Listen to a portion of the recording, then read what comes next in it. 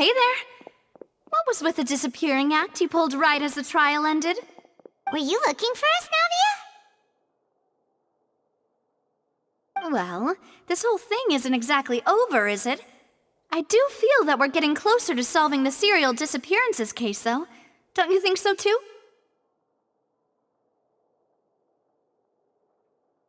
Huh? What's wrong, my dear partner?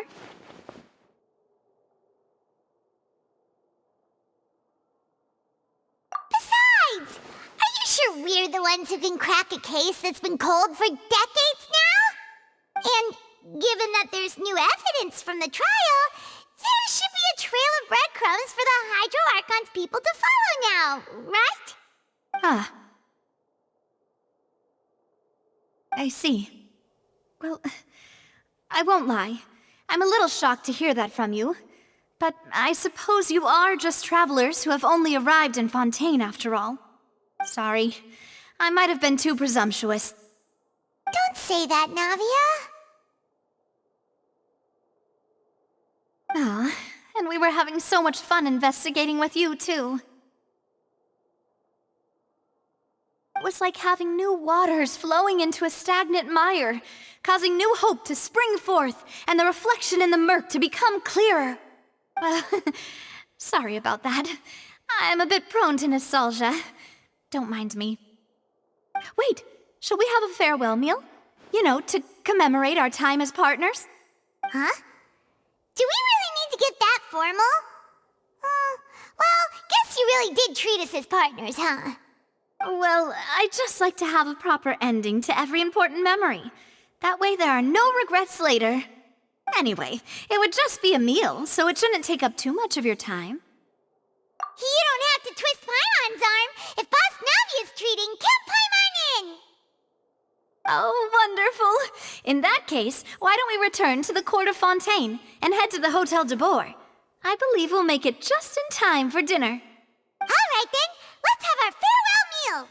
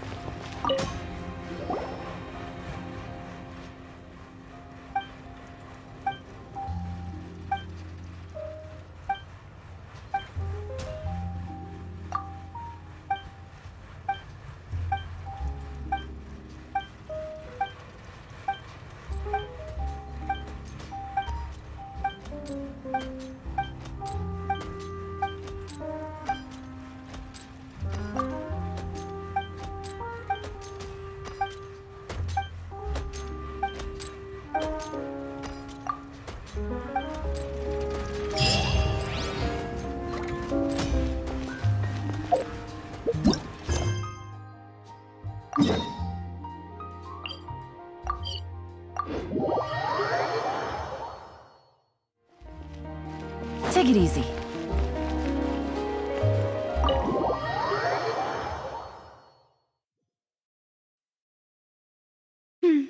I came here several times with my father when I was little, but stopped eating here as often after growing up. I hope the food here will be to your taste. Oh, don't worry. We haven't eaten at a hotel like this in a while. Paimon's getting excited already. In that case, I'll go order for us first. Please wait here a moment.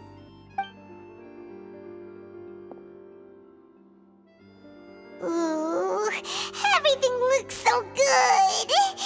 People in Fontaine sure know how to enjoy life. Why, of course. Go ahead, try whatever you like. If the food's good, I'll make a group reservation for the rest of Spina di Rosula next time. And if it's not? Well, then I'll still bring everyone, albeit with only one dish per table. You, sure have your own way of doing things. Oh, we called this a farewell meal, but we could also treat it like a victory feast, right? We did just win that case after all. Oh, true. Very true. In that case, boss, we'll have another 2 dishes. Huh? Paimon didn't mean that you had to order even more food.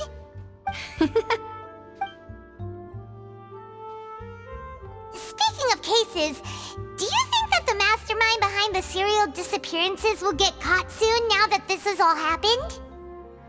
Well, we've certainly taken a big step forward, but I feel that's about it. We know that there's an organization that means to dissolve these young women, but we still don't know what they are really after.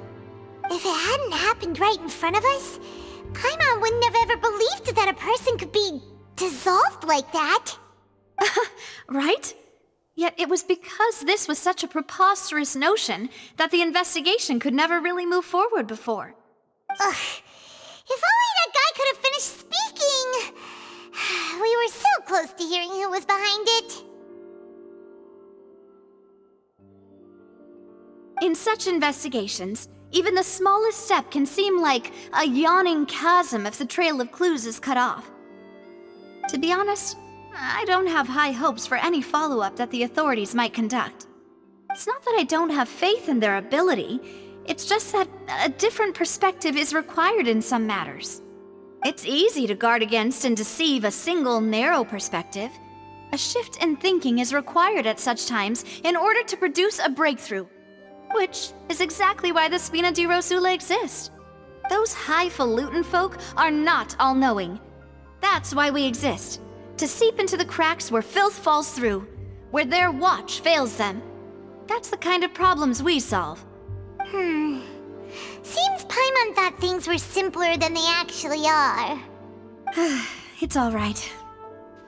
Well, this was supposed to be a farewell meal, so I doubt you have further interest in this business, right? Let's talk about something else. Like, what are your future plans? That's true. We didn't have a chance to speak to her after the trial ended. It didn't really seem like the right time or place to do it anyway. I see.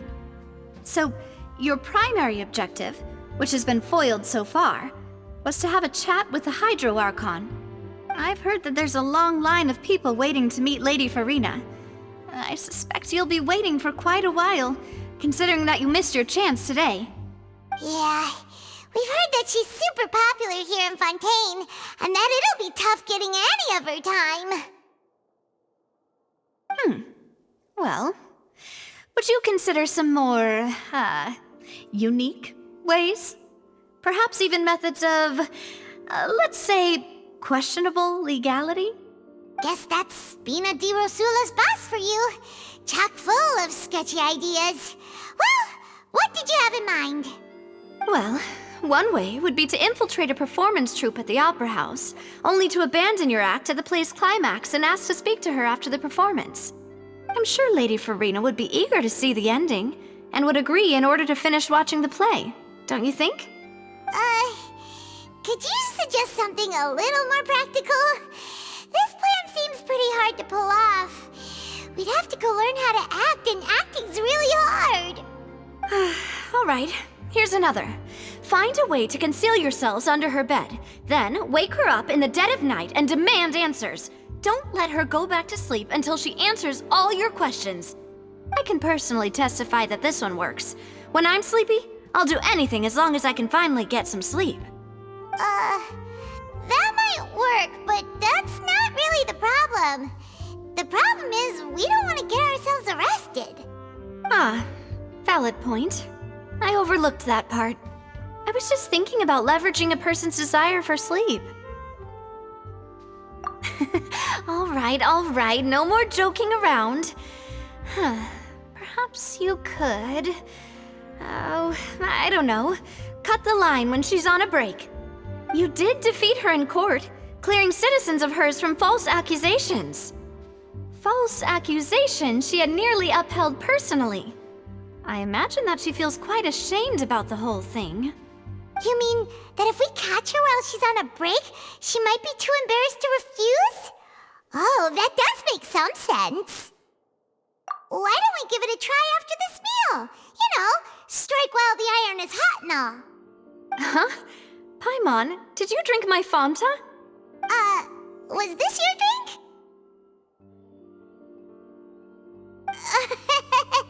Sorry about that. Paimon wasn't really paying attention and the cup was right next to Paimon. Would you like to order another? No, it's fine. We're just about done here. Alright. Honestly, Paimon wouldn't recommend Fanta anyway. It tastes kinda salty and icky. Is that so? Huh. Well, in that case, we'll have to blacklist the Fanta here then. If we're all finished eating, then I'll go pay. Yeah, we're stuffed. Thanks for the treat, Navia.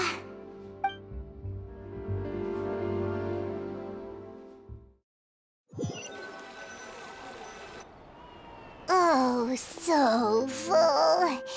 Paimon can barely float anymore.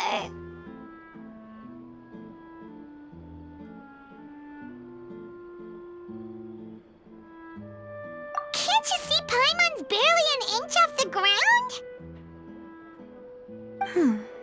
Okay. As for expenses this month, we're left with... Hey, Navia! What are you doing over there? Oh, nothing. It was just a meal, you know? Nothing the Spina di Rosula can't cover.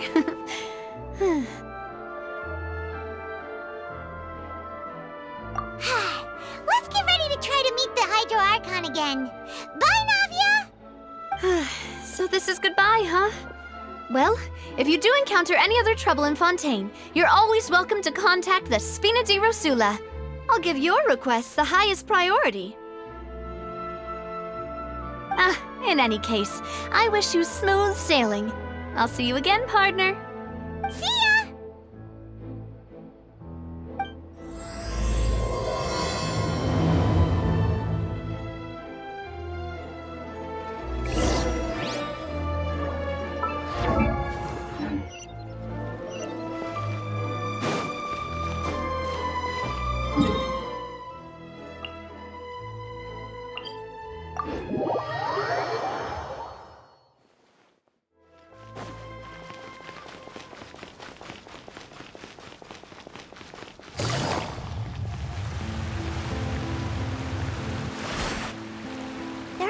People around anymore. Looks like that boat we took to Araneas might have been the last one. Vacher. Looks like we're back here again. Huh? Traveler? Are you hearing voices again? Ugh. That's kinda spooky. Are you sure we don't want to come back in the morning? Vacher? Vacher. Hey, why are you still walking towards it? There might be something nasty in the water. Huh? Hang on. Paimon can kinda hear a voice. It's calling for Vacher, right? Hey, Traveler? Stop walking! Come on, wake up!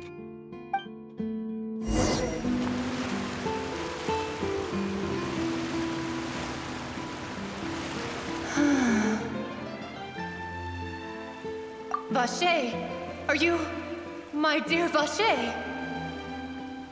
No, wait. You seem to be someone else. Do you know Vacher? Do you know where my love is? Wait. Who am I?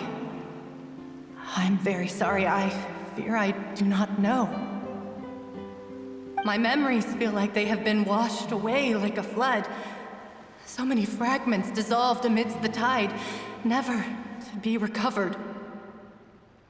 How much have I lost? How many things that I once held dear while on land have I since forgotten? Yes, that is what I was once. But now, I am but the consciousness of one who has lost their form. I do not know how I came to be like this either. I only vaguely remember being covered in light blue water, and then all grew dim. I also remember going to many places. I loved adventure, loved exploring places of peril. No matter where I went, Vacher would go with me. I knew how dearly he loved me, and I also loved him equally as much. But now, we can no longer go back. The pain of such parting, I never knew how heavy it could be. No, our reunion no longer has any meaning. There is no way for us to create any new memories. The thought of me gives him no succor, so let it lie forgotten beneath the waters.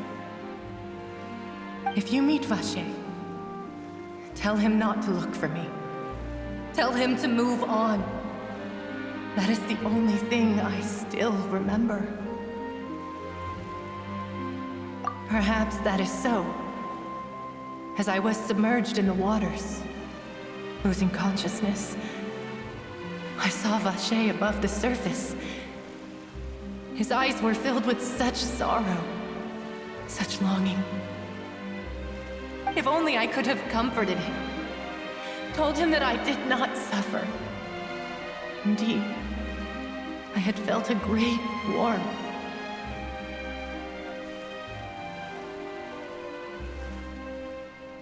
Is that what you call it? Dissolving? If anything, I consider it a form of release. It was a state of neither fear nor frenzy, with only an endless peace, like the water's still surface. I could also liken it to being a thirsty person who drinks water for the first time, and only then sees how they have lived for so long in a world of endless want and anxiety.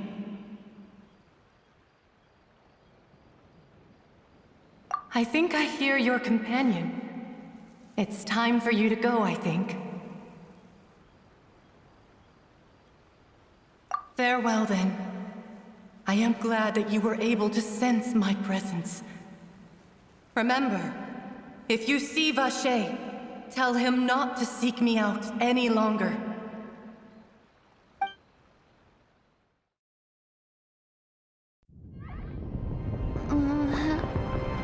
Wake up! Come on, hurry!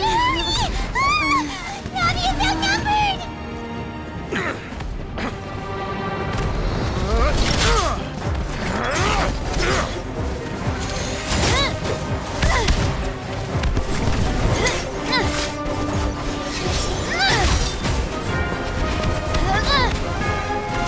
Demoiselle, look out!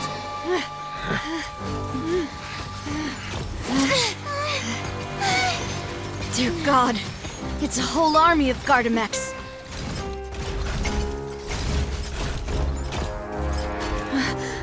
Clorinde?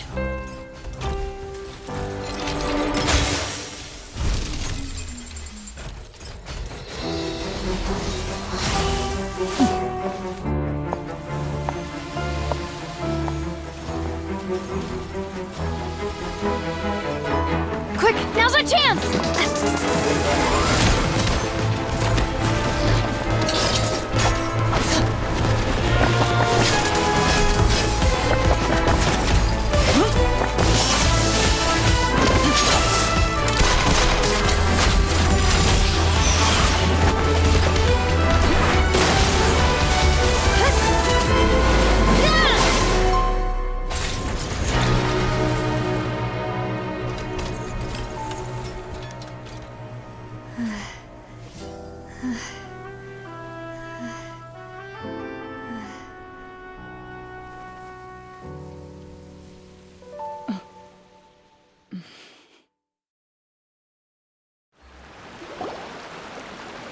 I should thank you for lending us your sword there, Clorinde.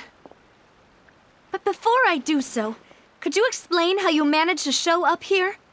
I followed you. It seemed to me that danger has followed you more closely as of late. I believe that following someone without their knowledge is actually called stalking, is it not?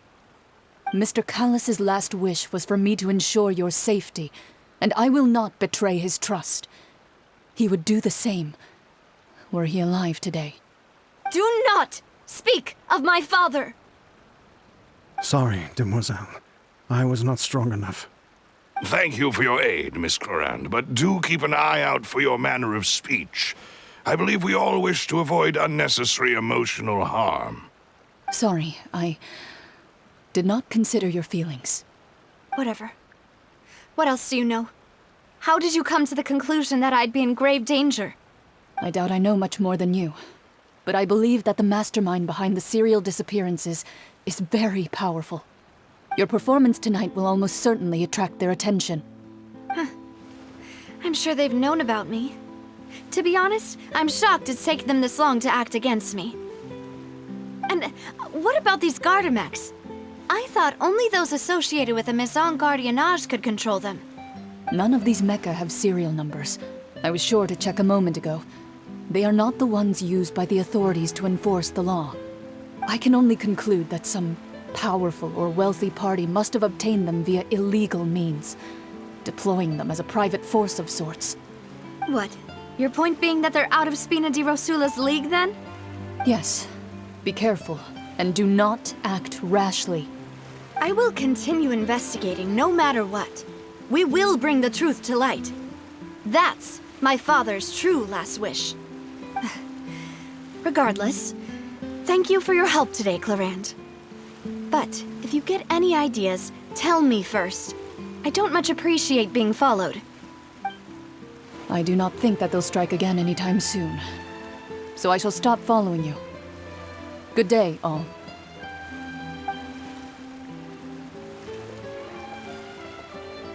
Right. I suppose that's the best news we've gotten today. Demoiselle, I believe that Miss Clorinde was being sincere with you. If we tried, we could attempt to thaw relations a little. I know, she's... Oh, thank goodness! Paimon thought we were done for! Those Gardamex came out of nowhere while you were unconscious, and Nadia and her gang saved us!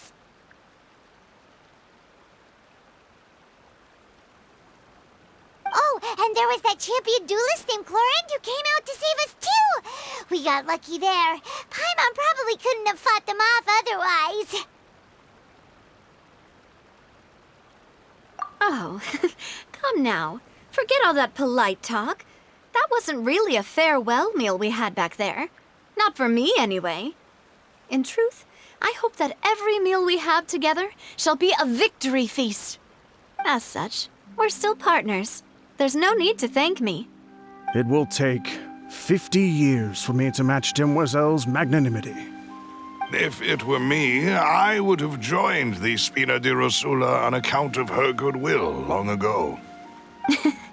All right, you two. That's enough. Actually, Navia, how did you know that we were in danger? You sure did show up in the nick of time. Well, to be honest, you're the one who tipped us off, Paimon. Huh? Really? Paimon contributed somehow? Ooh, Paimon's even more amazing than she thought! Yes, all thanks to you grabbing my drink by mistake. How did that help? After we parted ways, I was on the way back to one of our bases when I suddenly thought of what you said. That the Fanta tasted kind of salty and icky. Fanta only comes in sweet flavors, so how could it have tasted salty? The color of the drink, if I recall, had also been a bit off. So the Fanta had been spiked with water from the primordial sea? Yes, so if you hadn't drunk that cup for me... Spina di Rosula is preparing the grandest of awards for you as we speak for saving the boss. Huh? Really? I sent people to Hotel de Boer to investigate, but whoever did this left no trace at all. That's when I figured out that you might be in danger and hurried here as quickly as I could. But why would they go after us too? All we did was defend Lenny in court and help clear his name. Ugh, now we're caught up in this mess too, aren't we? Well, you did foil a plan that they were probably pretty proud of, and almost got their name in the process. Speaking of which, did anything strange happen when you drank the primordial seawater? Well, it can't be coincidence that the traveler fainted just now. She said that she heard that voice calling for Vache again. Oh, and this time Paimon heard it too, but it was real faint. Does this situation have to do with the primordial seawater then? Does that mean the primordial seawater raises someone's sensitivity to hydro when it's used on people who are not from Fontaine? That doesn't sound like too much of a bad thing, to be honest. New intel? While you were out cold? Well, let's hear it, shall we? Oh, that is important. Vache. That name doesn't ring a bell. I suppose he hasn't stepped forward as a witness in court lately. Since he saw that young woman dissolve, he was at least at the crime scene. But he never gave testimony or any information regarding people dissolving in the primordial seawater. Could he have been threatened? Yes, thank you. This is very important information indeed. We will continue to investigate. Oh, you mean you'll help us investigate? Well, you did say that our farewell meal didn't really count. That means we're still partners, right? And besides, we're in this now whether we like it or not. You're not gonna let those people who targeted us get off the hook so easily, are you, Traveler? Demoiselle, do try not to look quite so pleased. You are the face of Spina di Rosula, after all. You talk too much. Well, in that case, let's head back to one of our bases, shall we? I'll arrange accommodations for you. We also have some plans to go over, and hopefully we can deepen our bonds as partners. But we'll take that one step at a time, I guess. Don't worry, you two. With us around, our base is definitely secure.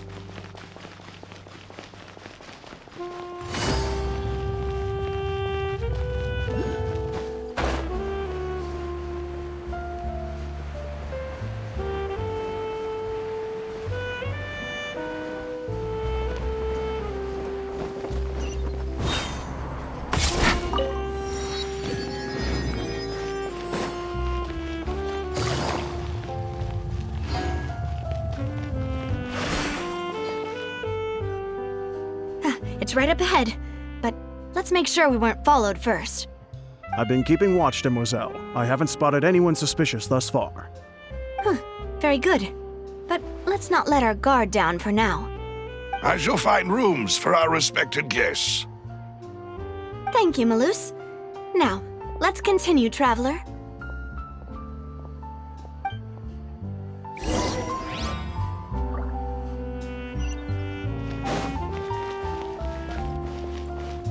Take it easy.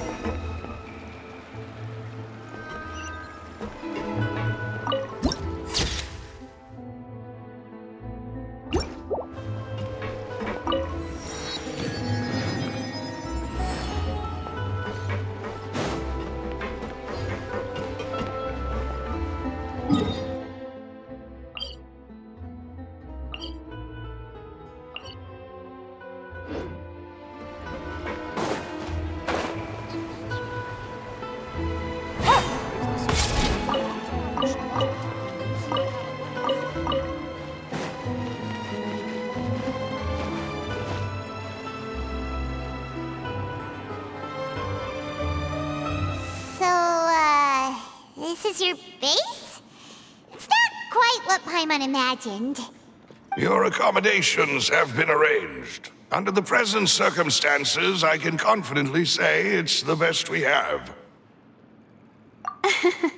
Well, our funds have been a little tight lately. After all, we don't allow illegal or unethical profiteering. In fact, our funds often come from citizenry who support us. Seems like it's tough times for everyone. But if you have the support of the people, that does sound like it's worth it. To be honest, our financial situation was a lot better back when my father was in charge a few years ago. I'm afraid I'm not quite his equal. Your father... he was the previous boss of Spina di Rosula, right? How did he... Demoiselle, if you'll allow me to explain. No. I'll explain it myself. I suppose I couldn't run from this topic forever. And as partners, this is something I hope they can understand. My father's name is Callus. Yes, the same one they call Callus the Unfaithful in the streets. 3 years ago, he was accused of murdering his own friend. But he chose a duel to defend his honor instead of standing trial. He died in the duelist's ring. Oh no. But I do not believe my father was a murderer. I'm sure he was set up. At the time, I believed that if he only stood trial and was duly investigated, something amiss would crop up and prove his innocence. But strangely, he not only requested the duel himself, but rumor has it that even after being seriously injured, to the point where he could be deemed as having lost the duel, he refused to surrender, determined to die in the arena. 3 years later, I still don't understand why he did that. How could he protect his honor if he's dead? If anything, he gave up his chance to defend himself. The closest piece of info I have is that my father had been investigating the serial disappearances case at the time of his death. Ah, so that's why you're so determined to get to the bottom of that case. That's right. I've also tried to investigate the murder my father was implicated in, but I haven't found a single new clue in my countless reviews of the investigation records. However, I believe that if the murder case is related to those behind the disappearances, they must know something. I must know what really happened. Was my father coerced? Framed? Even if he really did kill his friend, I must get to the truth. If only he'd been more open with me when he was still alive. He even hid the fact that my mother died due to complications when giving birth to me. And now, here I am investigating his death. You really are a handful, aren't you, Papa? Demoiselle, please, if there is anything I can do, anything at all. I also will never believe that Master Callus murdered anyone. There are none whom I respect more than the two of you, Demoiselle. Master Callus did so much good in life, yet all it took was one murder case for him to be dubbed Callus the Unfaithful. Even our supporters decreased greatly due to that incident, hence our strained finances at present. Wait, if Callus was such a good man, wouldn't people at least be a little suspicious when he was accused? No. Perhaps people just revel in that kind of drama. It's not something exclusive to people from Fontaine, really. Everyone's like that. People love watching the evil turn over a new leaf, but they also enjoy watching good people fall into an abyss from one slip-up just as much. But how could... never mind. If Callus was really falsely accused, we have to find the truth.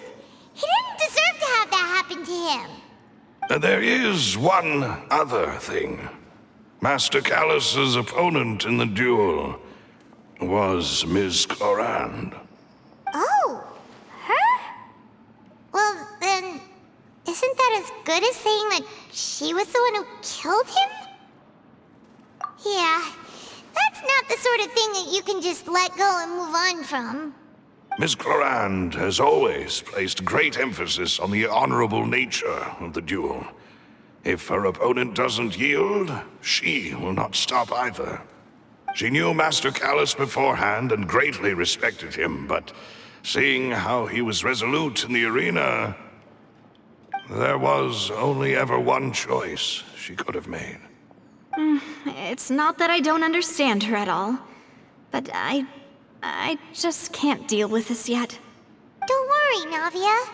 Paimon knows how you feel. You don't have to force yourself to do that. Afterward, Miss Clorand told us that at the start of the duel, Master Callus requested that she ensure Demoiselle Navia's safety. Yes, that is our understanding as well. Oh, Papa. What madness drove you to ask the person who killed you to take care of me? All right, anyway, that's the information I wanted to share with you. Even if it... thanks. You two should go and rest. This was quite a day after all. Yeah, Paimon's beat. Please, relax and get some sleep. We will ensure you rest soundly.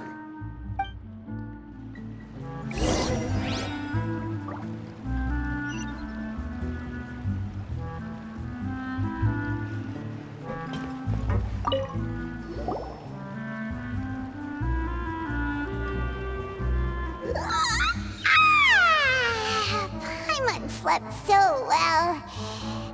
This place feels almost too safe. Huh? Navia? Where did the other two go? I sent them back to Poisson. It's Spina de Rosula's place of origin, and where we have our headquarters. There's not much for them to do here at the moment. Paimon gets the feeling that you're just trying to get them off your back. But never mind that. When did you get back? Were you waiting here the whole time? No, I just returned after going out for a while. I did some investigating yesterday regarding the name Vacher. Wait, so you didn't sleep at all? How could I after having such critical new evidence appear? Guess Paimon wasn't speaking for everyone just now, huh? Unfortunately, this name seems to have been wiped from existence. It doesn't seem to have a match anywhere. I suspect that those behind this have already taken steps to hinder an investigation from this angle. But that does prove that this Vacher person is a key witness in the incident. Does that mean we're too late, though? No. There is one ray of hope. One place in Fontaine that they would find almost impossible to threaten, no matter how much they wanted to. And that is the archives kept by Chief Justice Neuvillette. A place where detailed files on all the cases in recent years are kept. If the Oceanette you met is one of the young women who went missing recently, we should be able to find some related information there. So Neuvillette maintains an archive of case files? Whew. Guess that's the hard-working Chief Justice for you. In that case, let's go talk to him, shall we? Aren't you coming along, Navia? Did you get tired? No, it's nothing. Let's go see the Honorable Chief Justice.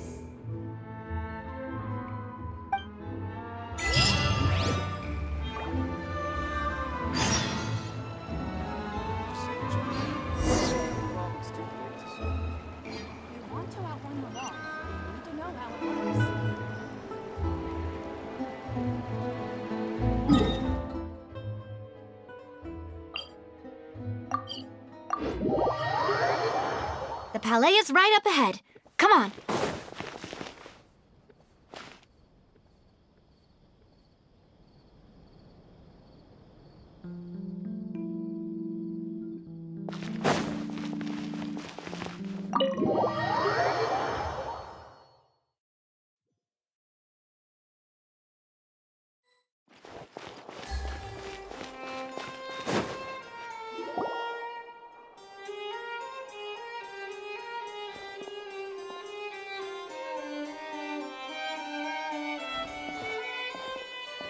Halt! Please state your business here. The Chief Justice is presently occupied with official matters. Huh. This place does look pretty heavily guarded. Guess that proves that Nervalet's files are really secure. Hey, don't you recognize us? Huh? Who are you? Just to be clear, I don't care who you are or who you might be related to. Our rules make no exceptions. See? They've got great discipline, too. Yep. Paimon can tell. If you're here just to crack jokes, I can point you towards the exit. Unlike some, we're busy, so please leave if you don't have a reason to be here. No. What I meant to say is, shouldn't you remember us from a few days ago? We were at the trial of the great magician Linny. Oh, yes, I remember. I read about it in the Steambird. You must be Linny's attorneys. It's all coming back to me now. We're here today to report and archive some information on a follow-up case. Huh, is that even a thing?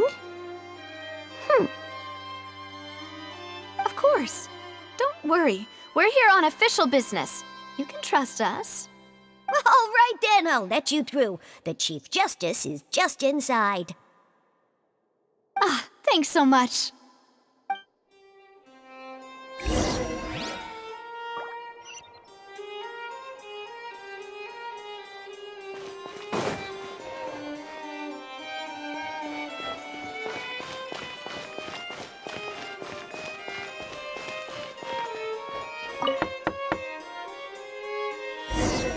Please come in.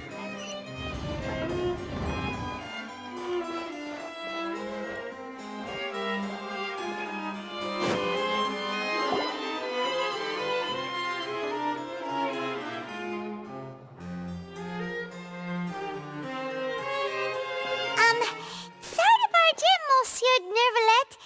We only lied to get in because we didn't know any other way. It's all right. Please let me know how I may be of assistance to you. So you're not mad at us?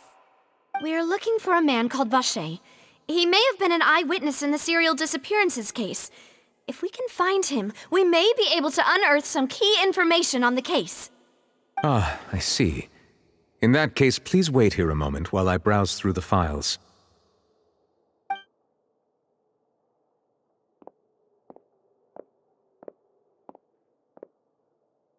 Who knew that Nervalet would be so easy to talk to?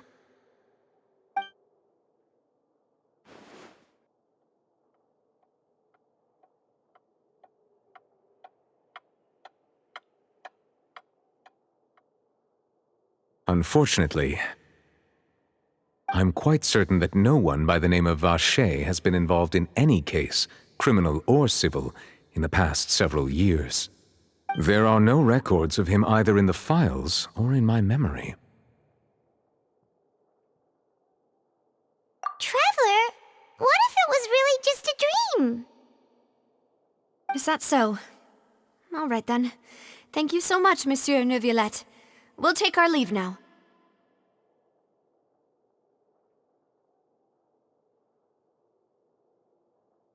Ahem.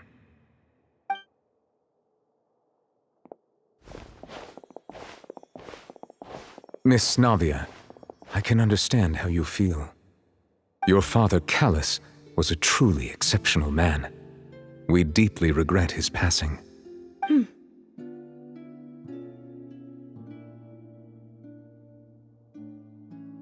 And what are you trying to say, Monsieur Neuvillette? Are you trying to console me? Extend your sympathy? Or just express some tendril of regret? No. You are not trying to do any of that. I can hear it in your voice. There's no emotion behind your words. You only said those things because you felt like you should.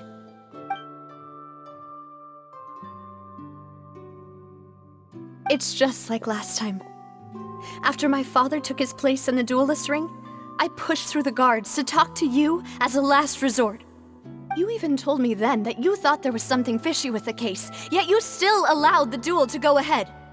In your eyes, the value of a human life is nothing compared to those cold laws you hold so dear. If you truly regret my father's death, then why didn't you call a stop to the duel? Why didn't you give me the power to stop him from throwing his life away? Why did you just let him die, despised and hated by all? Everything was hanging on a thread at that moment. Just the tiniest effort could have changed everything. There are still so many things I never got to tell him. So many questions he still owes me answers to. If you really have no heart, then just look me in the eyes. I, Navia, will show you the true meaning of regret. I'm sorry, Miss Navia. You and my father are truly alike. You keep all kinds of things in your heart and never say a word to anyone. It's not so much that you can't feel, but that you would never express anything. Oh well. In any case, everyone already knows full well the apathy of the Chief Justice. My apologies for taking my emotions out on you, Monsieur Chief Justice. Let's go, Traveler and Paimon.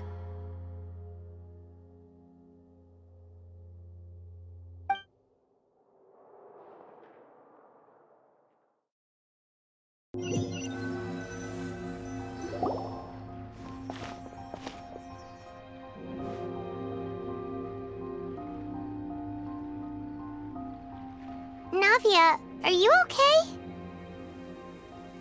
I'm fine.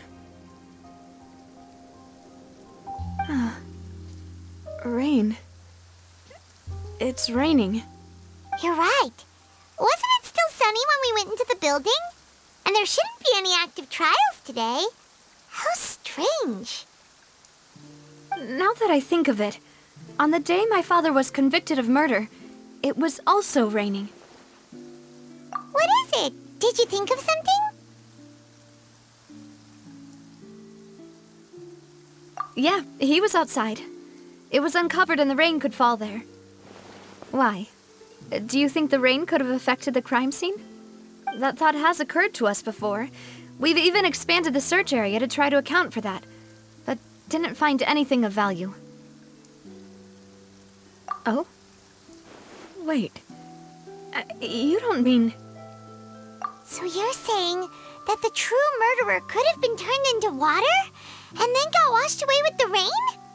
Yeah, and if that's what had happened, then no one would have believed your dad, even if he explained what he saw to the authorities.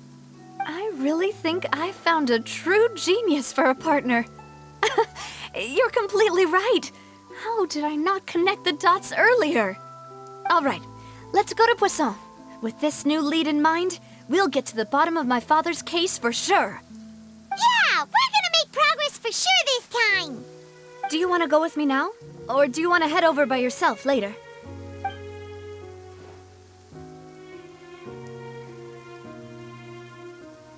Great. Let's go then.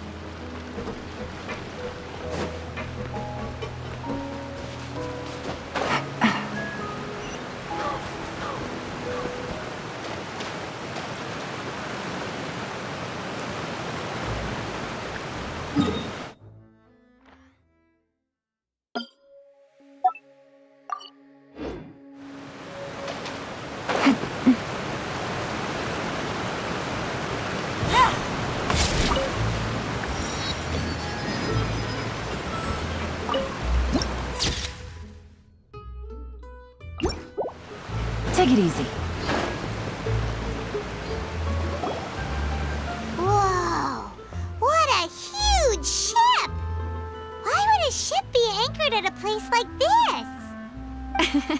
There's no need to be so surprised. While it may look like a ship, it's actually Spina di Rosula's headquarters. My father was the one who asked for it to be built like this. Perhaps our taste in exterior design is the only thing we occasionally had in common. A gigantic and glamorous ship embodies discovery, opportunity, ambition, and conquest. It symbolizes Spina di Rosula's bright and limitless future. And Paimon thought you were bluffing when you said Spina di Rosula had a glorious past.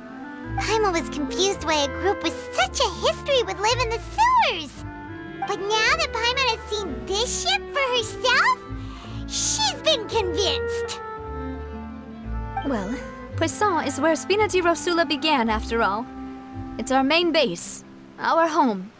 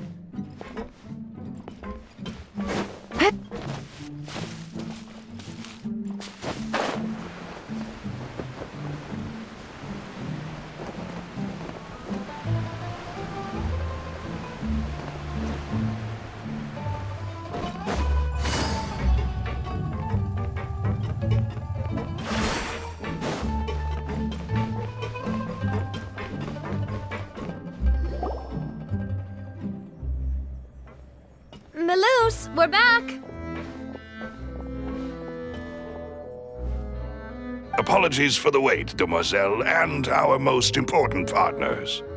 You said before that you still had some business at the court. What brings you back to Poisson so quickly? About that.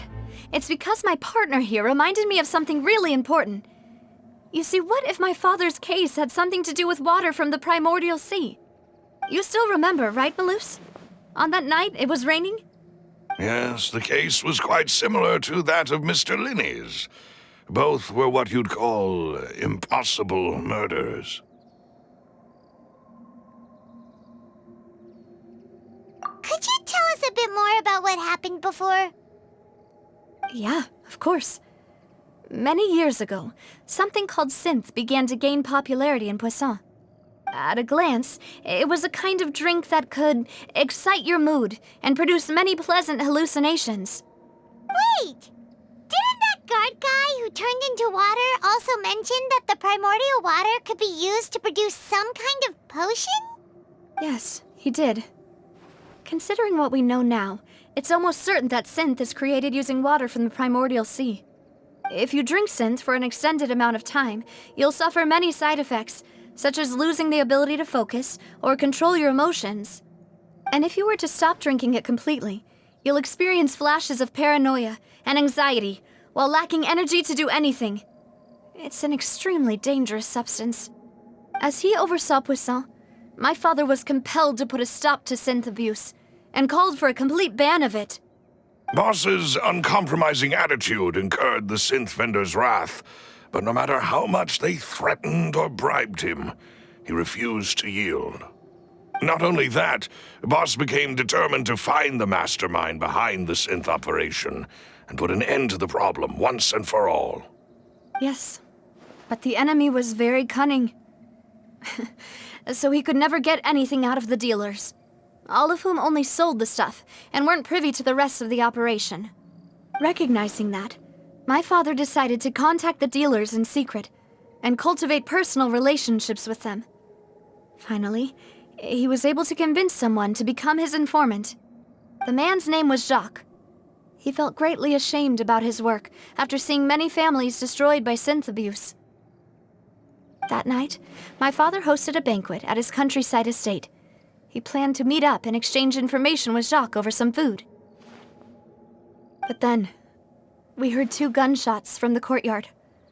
We raced to the scene and found my father, still holding a gun, and Jacques, who was already dead on the ground.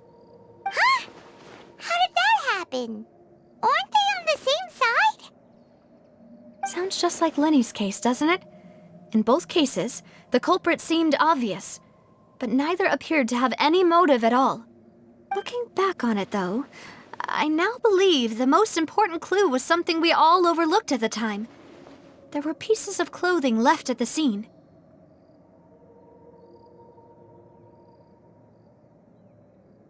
Precisely. It's all thanks to you that I made the connection now. Back then, we all just thought they were some costumes that Jacques used to disguise himself at the banquet. But, considering it now, it's almost certain that they belong to a third person at the scene. With one extra person, we'll also need to reconsider why the 2 shots were fired.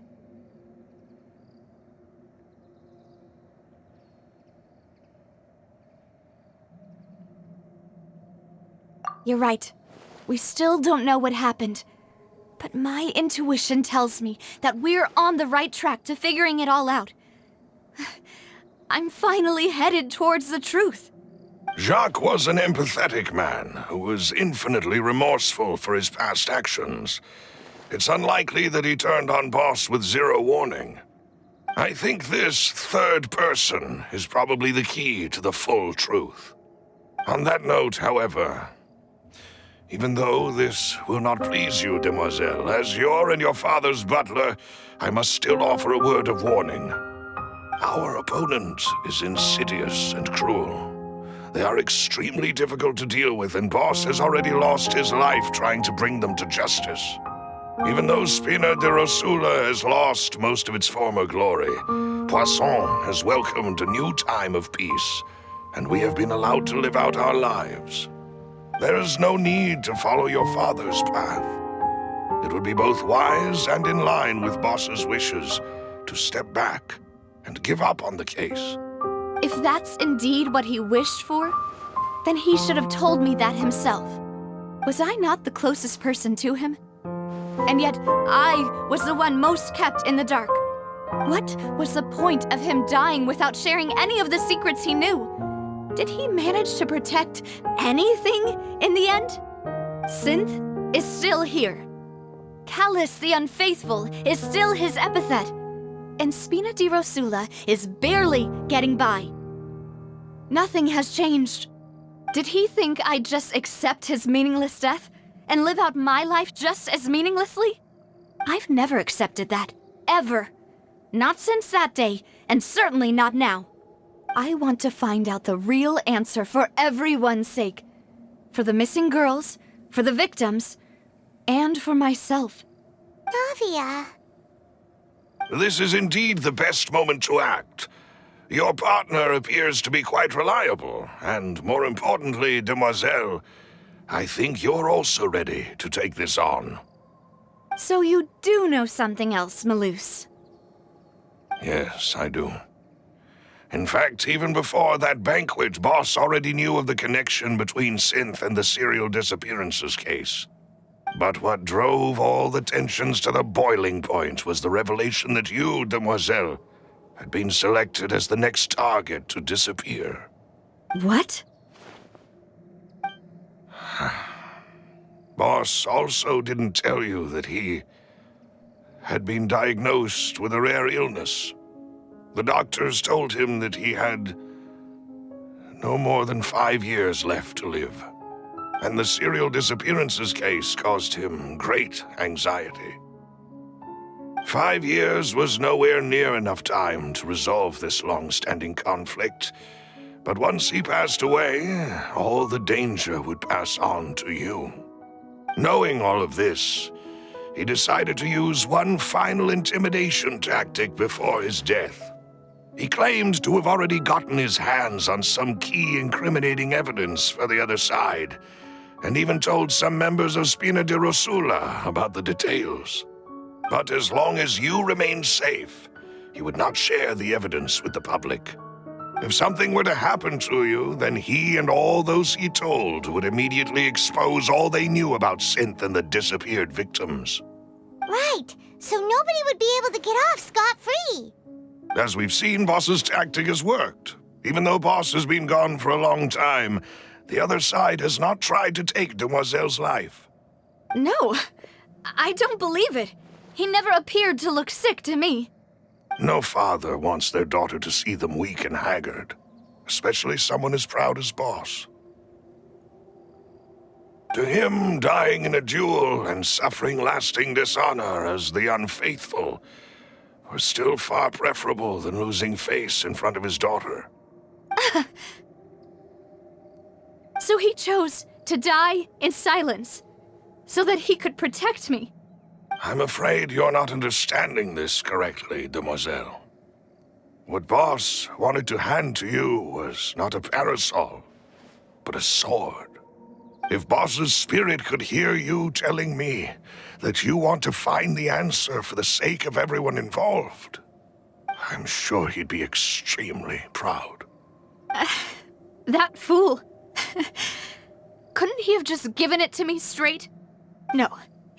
He might have set up everything precisely because he never thought I'd be able to understand him.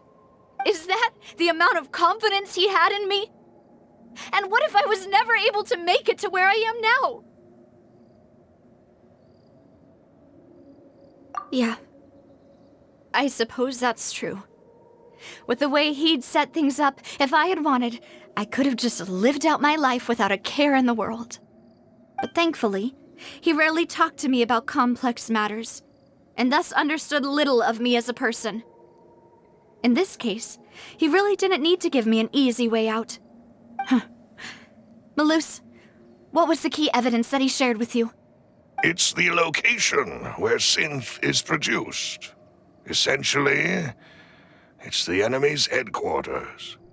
When he was threatening the enemy, Boss didn't share the specifics of the incriminating evidence he found.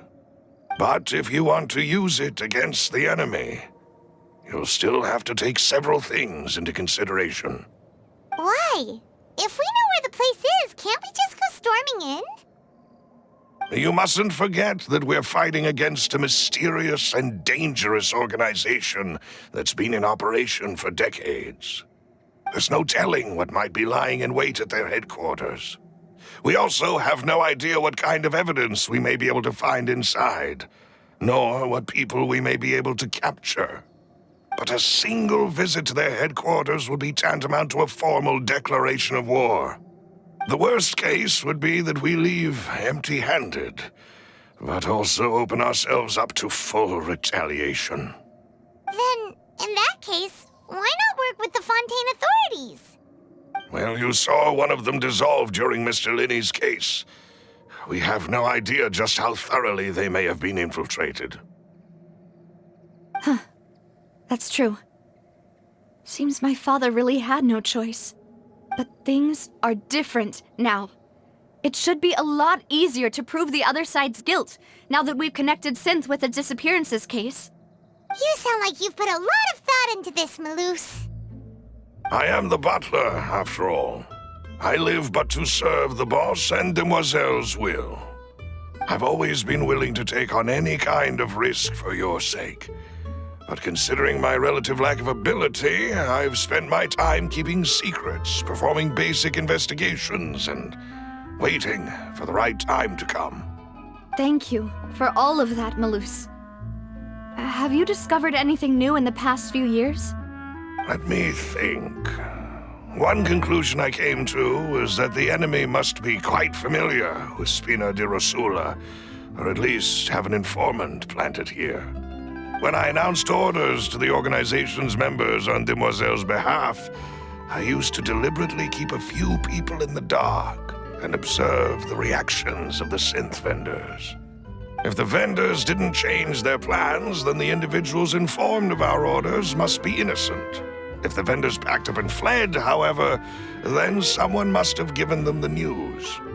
After several rounds of testing and investigative tracing, I've narrowed the suspect list down to 3 people. The first is Florent, Spina di Rosula's senior advisor. Huh? Florent? Yes, surprising, isn't it? He was one of the people Boss trusted the most, which also means that he was someone who understood Boss really well. Thanks to his position within Boss's innermost circle, he always knew our upcoming plans and could thus avoid capture this whole time. There's someone else like him too. Marcel, the head of Confrérie of Cabrières.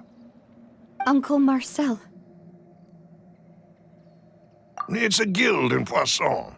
Boss helped it to grow to its current size and prominence. In the beginning, they were only reselling some daily goods, but now they're one of the richest guilds around with a lot of business connections in the city. So, they're like a sister organization of Spina di Rosula? Yes, you can say that. When we were fighting against the synth dealers, they provided us with plenty of support. It's a bit difficult to imagine someone using their own money to hunt down themselves. The final suspect is Thierry, the man responsible for coordinating information between Spina di Rosula and the guards. Although the guards mostly leave us to our own devices, there are still many activities we have to report to the local authorities. Since Thierry is always in the know about our current activities, he could theoretically always plan one step ahead. I see. These are all people who I communicate with quite regularly. To think that the enemy we've been fighting against has been right next to me all along, among those I trust the most. It's almost too hard to believe. If you want to investigate them, please take every precaution to not alert the quarry. Judging from our experience, the enemy is extremely cautious. Of course. And thank you, Malus. You've provided us with a lot of great information. You're too kind, my lady. I'm just doing my duty. And before I forget, proving Boss's innocence would also mean clearing him of blame in Jacques' death. After that incident, Jacques' wife and daughter were taken into the Spina's care. They still live in Poisson today. If it might help, you could also pay them a visit. I can make the necessary arrangements. Oh, thank you so much, Malus. You really are the best. A new case awaits, my dear partner. I hope we can work together to uncover the truth and end this case once and for all.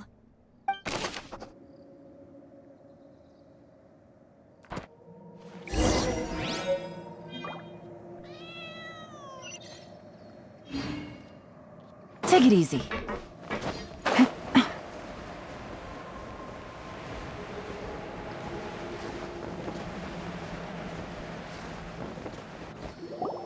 It is settled, then. Please excuse me, and enjoy your conversation at your leisure. Thank you for arranging everything for us, Malus. Excuse me, miss. Do you need anything from us? Oh, Hey, Navia's all quiet. This isn't like her at all. I'm sorry. that I only came to visit after all this time. After what happened, I didn't know how I was supposed to face the two of you. Ah, if it's about that, there's no need to apologize. After my husband died, Spina di Rosula sent us a lot of mora and support. I understood your guilt and apology to be genuine. But aren't all of those things nothing compared to the loss of Jacques? I can understand the kind of pain that comes with losing a father so needlessly. You don't understand at all. I didn't know how to face you, because I didn't know what I could possibly bring as a consolation gift. I know only the full truth could bring closure to you, and to all of us. Mm-hmm. I'm sorry. I appreciate the sentiment, but you don't have to carry all that guilt. On the matter regarding my husband, my daughter and I have more or less found our answer already. Would you mind sharing it with me? I really can't believe that my father could ever bring himself to shoot Jacques. I always knew that my husband's money was earned through others' suffering. He told me countless times that if he could turn back the clock, he would never go into the synth business again. He had many regrets, and felt that he took the idea of providing for his family too literally. For the longest time, he thought Mora was everything. So when Mr. Callis came to him with a proposal, he accepted it almost immediately. He tried to be as careful as he could, but even so, he was still found out by the higher-ups. They found out about his betrayal? Papa didn't say that exactly, but Papa did tell me that I should never be ungrateful. Before he left that day, he told me that he had no choice. It was only later that I realized it was his final farewell to the two of us.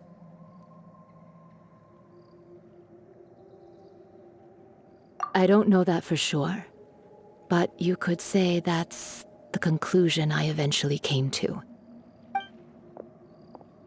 Which is why I'm the one who should feel guilty. Callis had always taken great care of us, both when he was still alive and after he passed away. Even if he fired the shot that killed my husband, it was likely in self-defense. It is impossible for me to hate him for what he had done. But Mama, why is Papa still the bad guy if he did the right thing? Papa always wanted to be a good man, so why did he have to do a bad thing in the end? Well, things aren't always as they seem. You still feel like your papa was a good man, right? Yeah, Papa was a really good man. The best in the whole world. Then you should hold on to that. If a good man had to do a bad thing, then he must have had his reasons.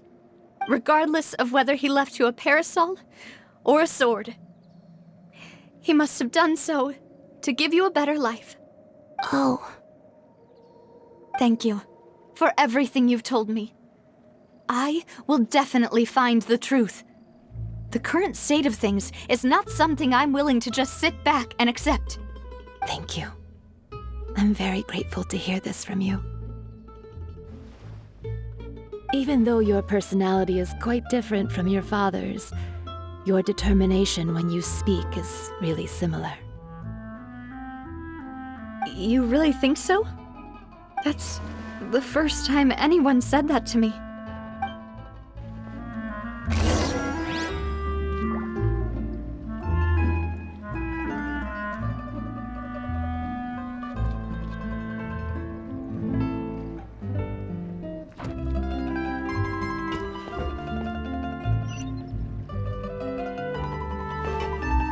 Are you okay, Navia?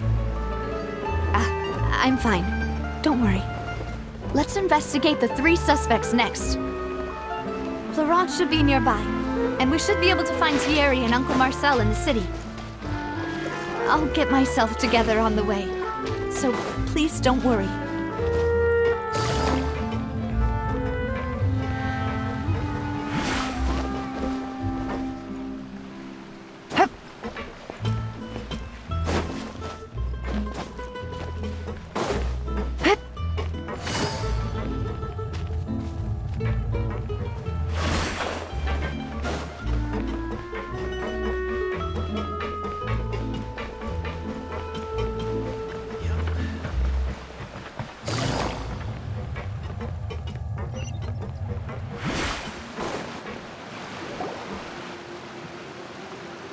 Greetings, boss. How may I be of assistance today? I'm sure you've heard about what happened at the Opera House. Someone got turned into water right in front of us. Yeah, I've heard. With something that dramatic, I'm sure journalists will milk it for all it's worth. And it'll be all the talk for the next several weeks. It also reminded me, on the day that the incident happened with my father, it was raining outside, and we found some clothes left at the scene. After my partner here put the dots together for me, I feel like we should try to reopen his case. Can you do me a favor and try to recall what happened that night? Let me think. Mr. Callus was feeling pretty upbeat that day. So he was drinking and bantering away with us at the table. After that, he told us that he wanted to go get some fresh air. So we let him go without thinking much of it. Who knew that we would hear 2 gunshots ring out right after? My first reaction was that Mr. Callus's life was in danger. So I grabbed my holster and made a mad dash toward the scene. But when I got there, it was already too late. Mr. Callus was standing over a dead body with a gun in his hands. All we could do was look back and forth at each other, not knowing what to say. So you also remember 2 gunshots then? Indeed. The guard said that the first shot didn't hit anyone, while the second killed Jacques. But I've never really bought that explanation. Reason being, Mr. Callus had left his gun on the table. I even made sure to confirm that before running to the scene. But according to the guards, that doesn't mean he couldn't have had other guns on his person. About the clothes left at the scene that you mentioned, do you think there was a third person there who was turned into water? At least from our perspective, my father had no reason to kill, so he would also have no reason to bring an extra gun with him. The gun he was holding probably belonged to Jacques, or a third person on the scene. Yeah, that makes a lot of sense. So you're saying Mr. Callus ended up with the gun because he seized it from one of the other guys? But hold on. If that's what had happened, then why didn't he share the truth with any of us? He didn't even want to face the Oratrice machine, and chose instead to prove his honor in a duel. Did he lose all faith in the courts after seeing someone dissolve right in front of his eyes? About that, Malus told me a thing or two. So, I think I can understand why he committed to the duel. I'll tell you everything once the whole truth has been revealed. I understand. Then I'll leave Mr. Callus's honor in your hands, boss. And if I may just say one more thing. The whole Callus the Unfaithful epithet has been a thorn in my side since the day it was invented. Many people have laughed at me for still calling him Mr. Callus, even after so many years have passed. But it was Mr. Callus's trust that allowed me to rise through the ranks of Spina di Rosula and live the life I lead today. No matter what others might say, he'll always be the man I respect the most. And he'll always be my boss. Don't worry. I will definitely find the truth. You and all our other comrades at the Spina deserve to know the truth as well.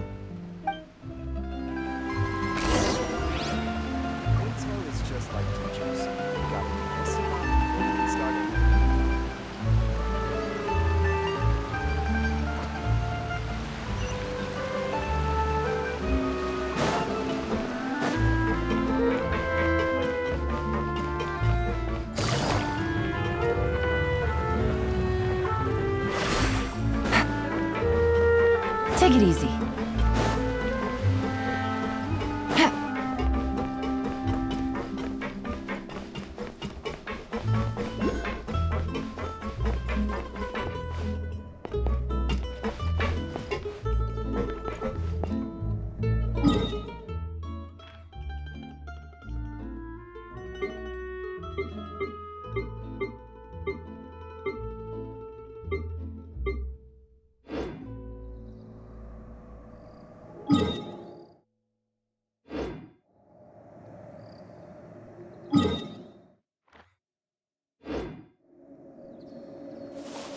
Take it easy.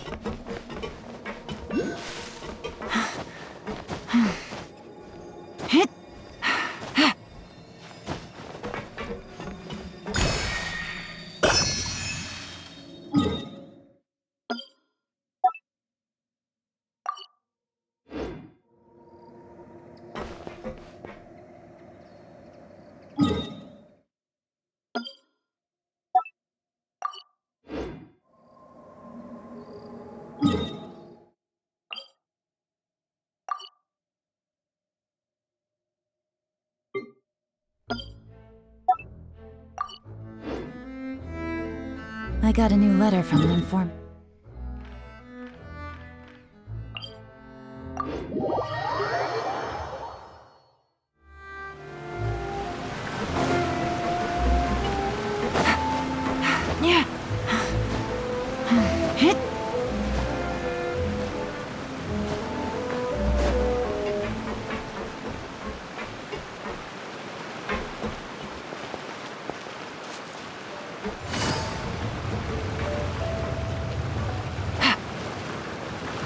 Kind of fish you could want.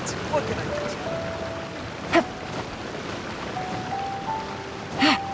get? Take it easy.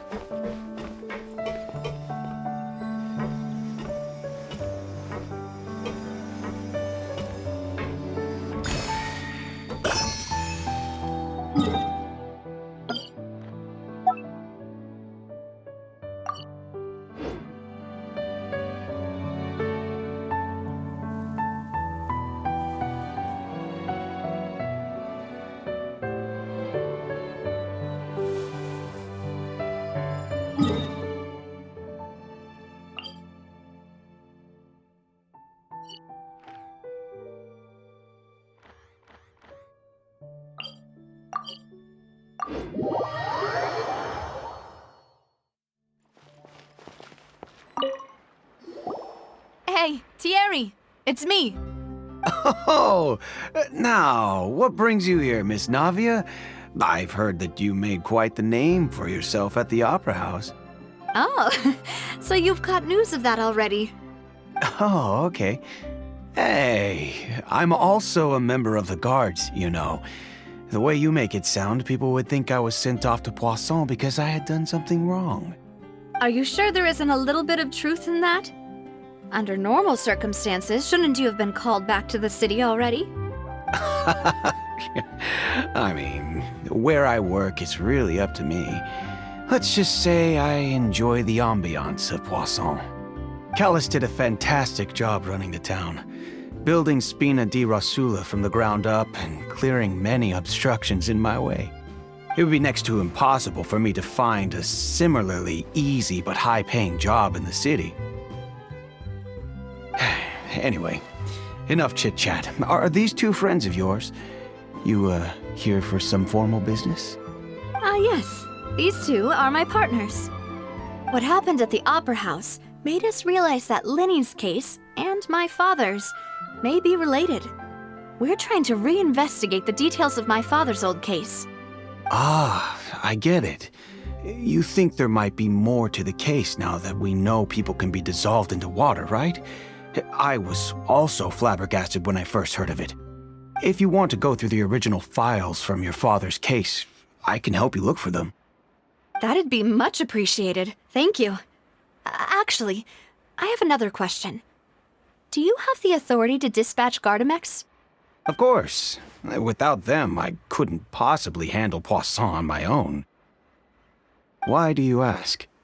We definitely can't use them to forcefully get more evidence for your father's case. Well, you see, just recently, we were attacked by a horde of unnumbered Gardamex in the city.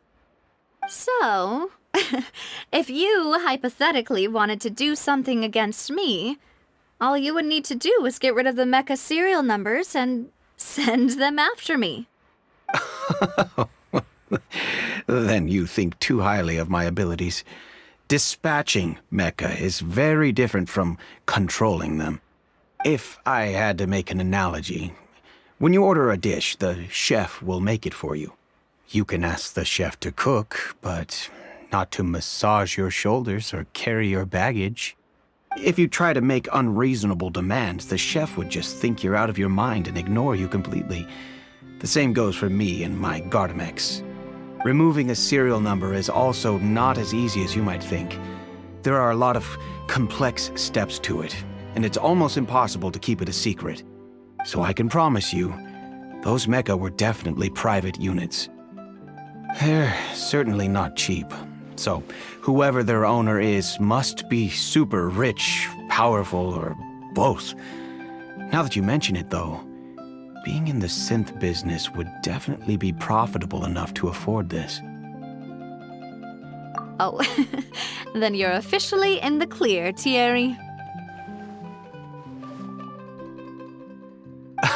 Oh, well, thank you for the vote of confidence, Navia. Jokes aside, I'd like to wish you all the best with your investigation. I'll be staying in the city for a little while, so just come find me if you need any support from the guards.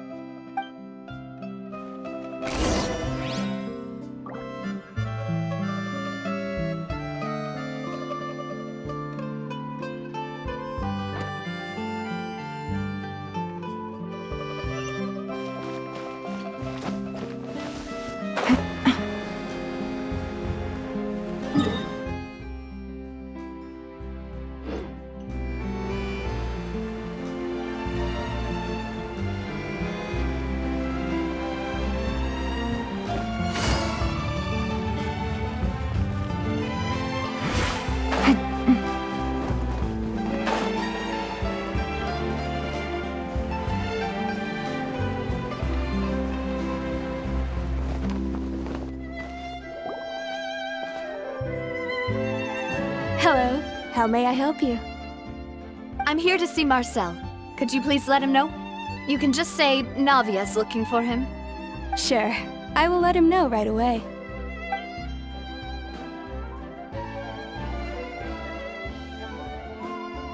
Navia, hello. Sorry to keep you waiting. I'm not as young as I used to be, so my legs are giving out a bit. Oh, it's all right, Uncle Marcel.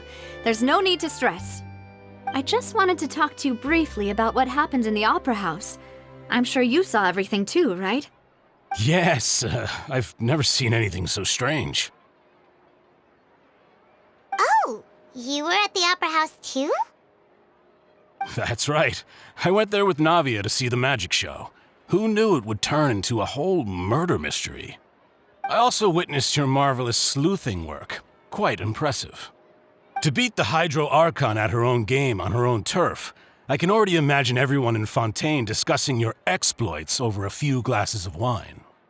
Oh, Paimon doesn't want to become the talk of drunkards. Apologies. It's just how Fontaine is as a nation. Everyone loves drama and theatrics. Uncle Marcel, you've also noticed that other thing, right? The fact that humans can dissolve in water? Yes, I was reminded of your father's case right away. Is that what you're investigating now? Exactly. I still don't have much solid proof, but I can sense that the other side has already begun to act. Oh, and what makes you say that? We were attacked on Araneus by some unnumbered Gardamex. And there was also an attempt to get me to drink water from the primordial sea. If not for the vigilance of my partner, I probably wouldn't even be here talking to you right now. Oh, you're giving us too much credit. Wasn't it you who protected us? Alas, it seems things are heating up again. The peace that Calus sought so dearly will soon become a thing of the past. But rest assured, Navia, Poisson will always remain a safe haven for you. If you're scared, you can always return there. If anyone dares to lay their hands on you there, the Confrérie of Cabrières will use its funds to the last Mora to bring them to justice. Thank you, Uncle Marcel. But I don't intend to go into hiding. I'm going to strike while the iron's hot. Do you have any new thoughts on my father's case? About that. Sorry, my age is catching up with me, so it'll take me a while to recall my memory.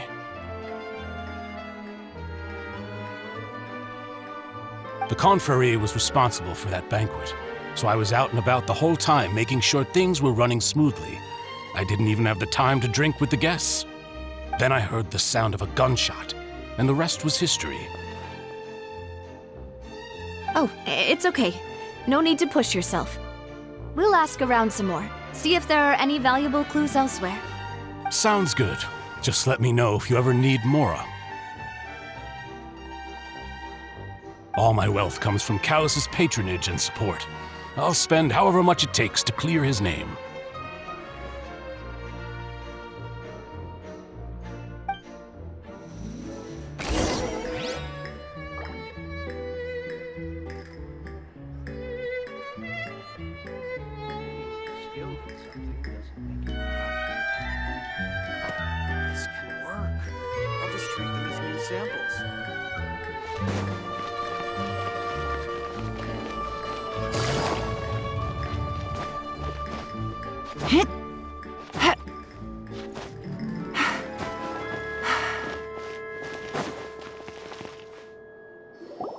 We've talked to all three suspects, purely based on their conversations with me. None of them sounded particularly suspicious. I suppose that's to be expected, though. If a single conversation's all that's needed to find them out, then my father wouldn't have needed to investigate the case for so many years. Anyway, even though we didn't make a breakthrough, let's still compile what we were able to find. But where should we start? You're right! Florent mentioned that Callus probably only ended up with the gun because of circumstance. That makes sense.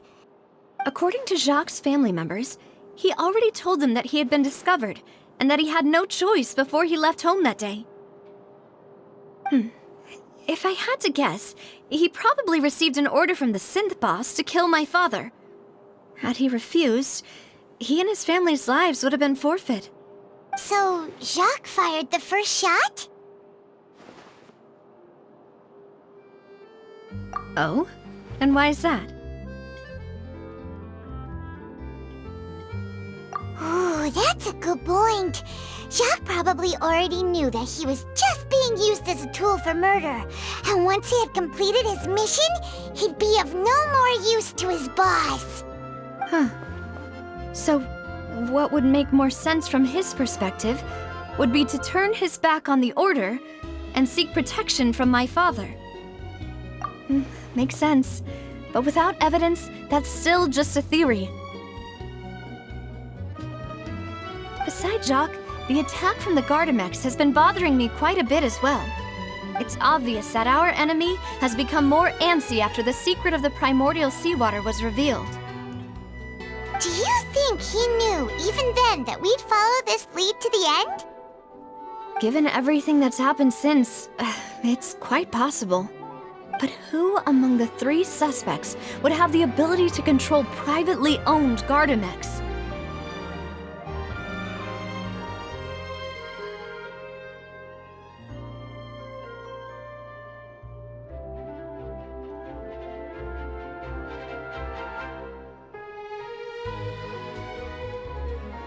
Uncle Marcel?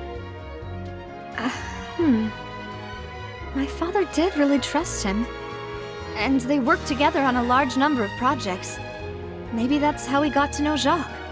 And with funds from the Confrérie, he could also afford a large number of Gardamex. It's still really hard for me to imagine, though. After all, Uncle Marcel has been around since I was just a child.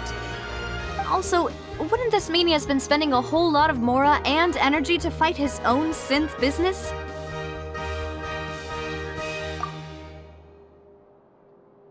Thierry, you say? It is possible that he's figured out a way to convert the Gardamex for personal use. But I didn't feel like he was lying when he was talking to us about the mecha. I also don't think he'd be able to keep that kind of tampering under wraps. Yeah, had he actually tampered with the mecha, we'd be able to prove it with a simple check of the guard's inventory. If the mecha were taken from the guards, it should be pretty easy to find out when and how that happened. Florent? It is true that he was closest to my father, and thus had the best chance of learning about his dealings with Jacques.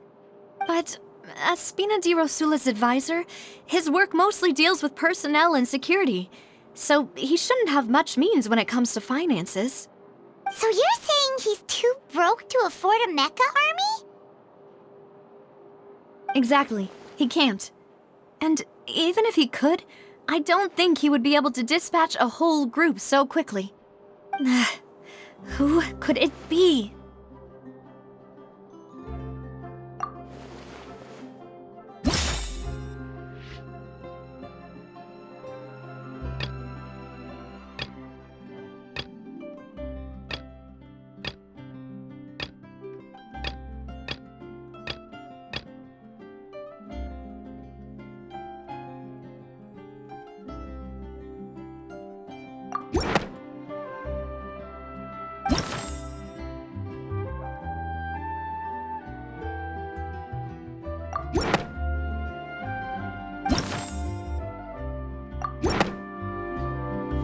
You know, if you think everything through, Uncle Marcel is indeed the most suspicious of them all. Could we be missing other suspects? Malus didn't know about the people turning into water thing when he narrowed it down to these three, did he? Malus has always been very reliable, and his judgment of others' trustworthiness has been fair and well considered. When he laid out his case for the three, the rationale he gave me made a lot of sense as well. The suspect is knowledgeable about the Spina's internal affairs, has the means to dispatch Mecha to assassinate us, and possesses significant intellect and foresight. Even if I don't want to believe it, I'm starting to see how things could all tie back to Uncle Marcel.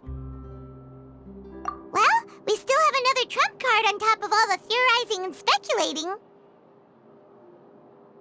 Yes, Malus did say that charging straight in there would be extremely risky, but we don't have any other options right now. We need far more solid proof before we can hope to go charging in on our enemy. Navia, here you are. Oh, I've been looking for you. Huh? Aren't you the guy from the guards? Did something happen? Yeah. News came from Irenaeus just after you left. We've got another trial on our hands. Wasn't that place built specifically for holding trials? What's so newsworthy about this one? I know. But they said the person they're putting on trial is a Fatui harbinger called Tartaglia. What? Is that someone you know? Yeah, we know him. Maybe even a little too well. Well, he's been accused of being the true culprit behind the serial disappearances case. It's absurd, don't you think? Wait, how? None of our investigations have had anything to do with him. That's what I thought was strange about it, so I came to tell you the news right away. If the charge against him stands, then it'll be next to impossible to get the guards to support any of our planned investigations. Right, because they'll think they've already found the culprit. Yeah, and it'll be a lot harder then to clear Mr. Callus's name. I understand. Well, partner, what do you think we should do? We still haven't found any conclusive evidence.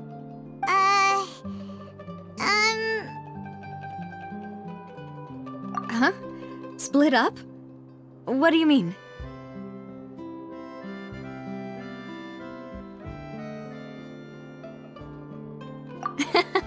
Just as expected of my partner.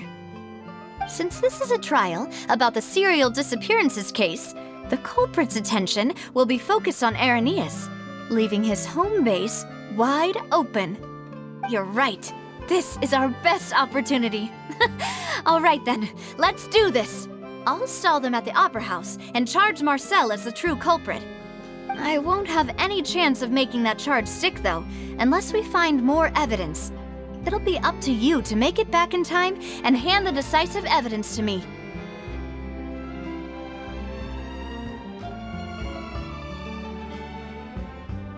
We'll help you, just like you helped us in Lenny's trial. Demoiselle, please allow us to accompany you. I'm ready. Ah, Malou, Silver. When did you two get here? We heard that you'll be leaving Poisson and figured that you might require our assistance. It's our hope that your confidence will be bolstered with the two of us by your side. Thank you so much. Then, let's make haste for Arrhenius. Paimon, Traveler, I'll see you at the Opera House. See you then!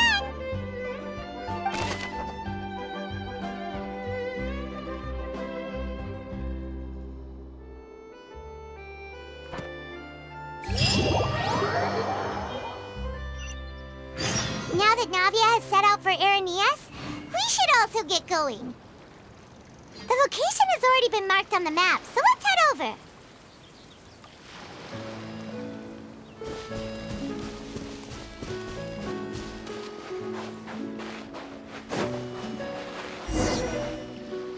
Huh.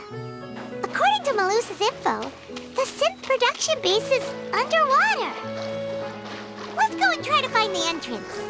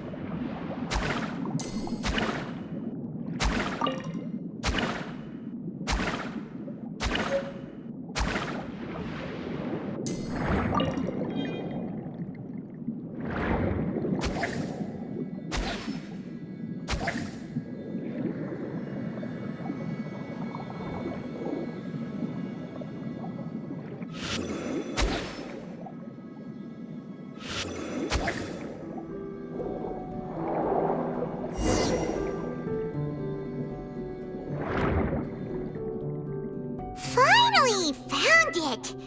Huh. So this is the entrance that leads to the synth production base. It sure doesn't seem out of the ordinary at all. Ah, you're right. An important place like this is bound to have a ton of protective measures and mechanisms. Navia's probably arguing up a storm right now to stall for us.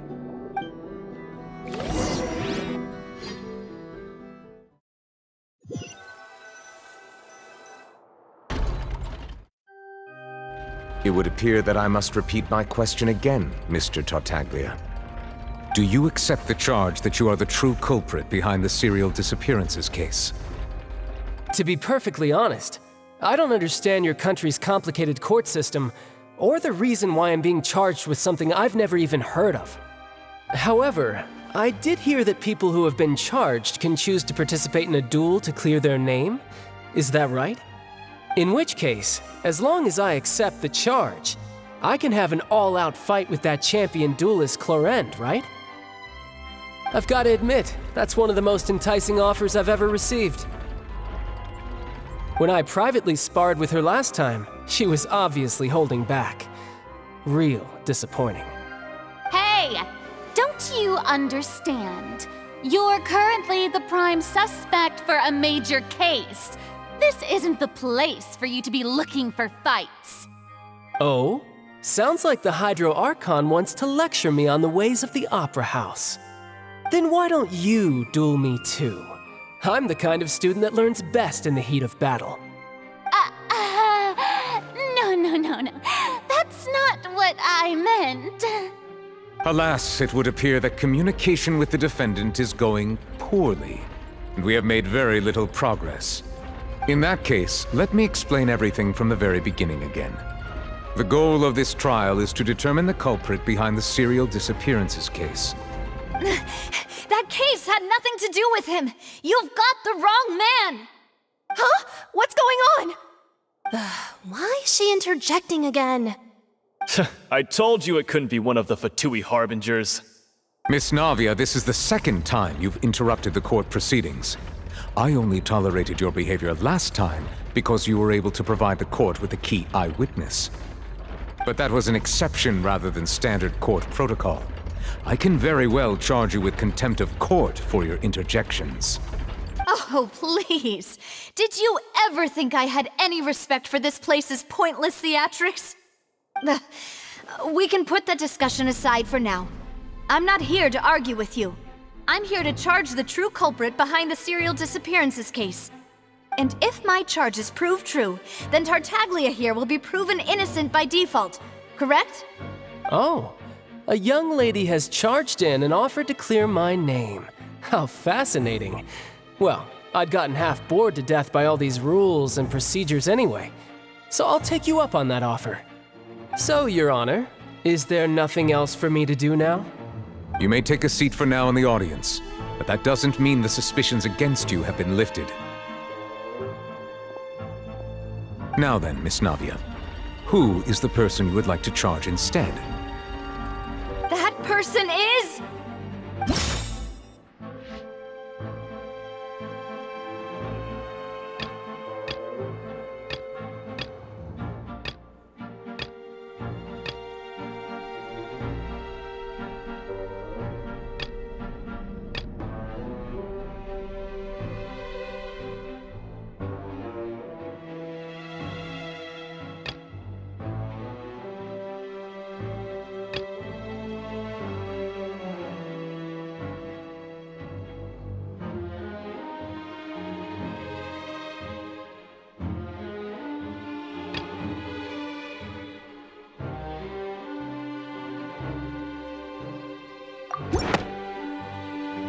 Marcel, the head of Confrérie of Cabrières!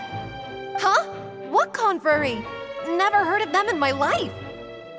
I've heard of them, but weren't they Spina di Rosula's sister organization? Oh, is this going to be a friends to enemies type situation? Please let me remind you, Miss Navia, that charging someone is an incredibly serious matter. Committing to the charge also means taking on the legal responsibilities associated with it. And if the charge fails, depending on the circumstances, you may also be charged with the crime of making a false accusation. Knowing this, do you still wish to charge this man? Yes, I do. In that case, I declare the charge to be valid. Miss Navia and attorneys, please take your places on the court. Members of the guards, please contact Mr. Marcel right away so that he may stand trial.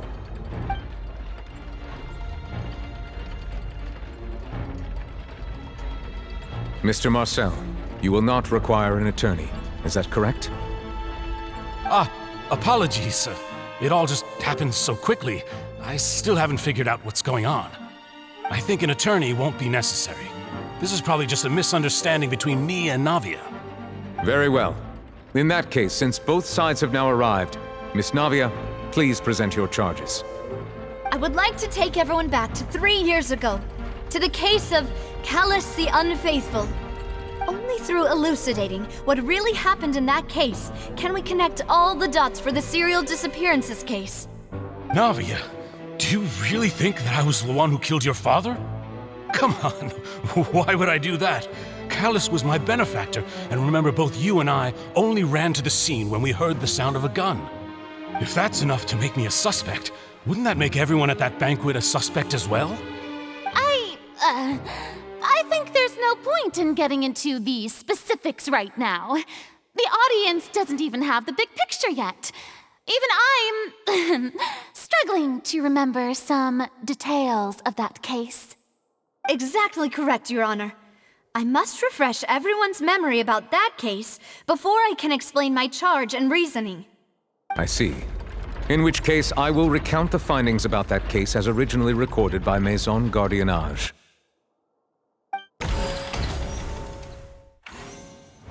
On the day of the murder, Spina di Rosula hosted a large banquet in a countryside estate owned by the Confrérie of Cabrières.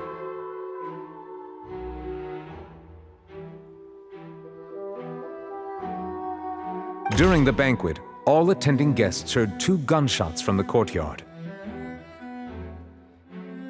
When the guests arrived at the scene, they found the primary suspect, Callus, holding a gun, while his acquaintance, Jacques, lay dead from a gunshot wound. The guards' investigation did not recover any other firearms from the scene. As a result, they concluded that the suspect's first shot must have missed, while the second must have taken Jacques' life. The suspect did not dispute this conclusion, and also declined to defend himself in court. Instead, he chose to prove his innocence through a duel. Callus was defeated by champion duelist Clarande in the ensuing duel, and soon succumbed to the injuries. These are the known facts about the case.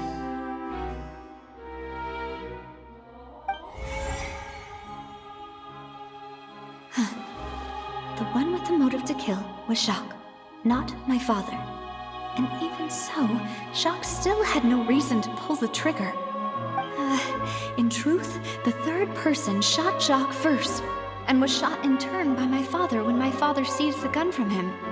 After that, the true culprit turned the third person into water, erasing all traces of him from the scene.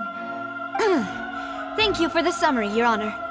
Of course, the guard's conclusion appeared quite sensible to us at the time. However, we should revisit the case now that we've gained new information about the abilities of water from the primordial sea.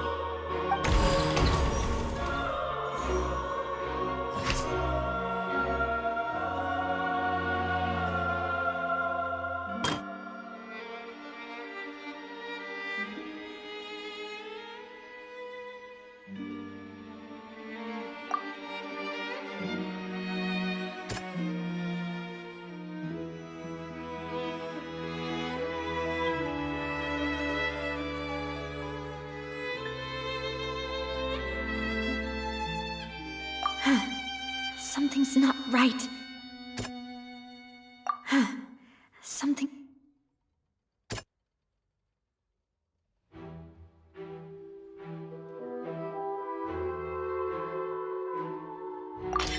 The testimony of the victim's family confirms that Jacques had thoughts of assassinating Callus when he set out for the banquet. However, in the end, he reconsidered, and instead shared everything with Callus, hoping to seek the latter's protection. Unfortunately for Jacques, the true culprit had already considered this possibility, and had sent out another assassin.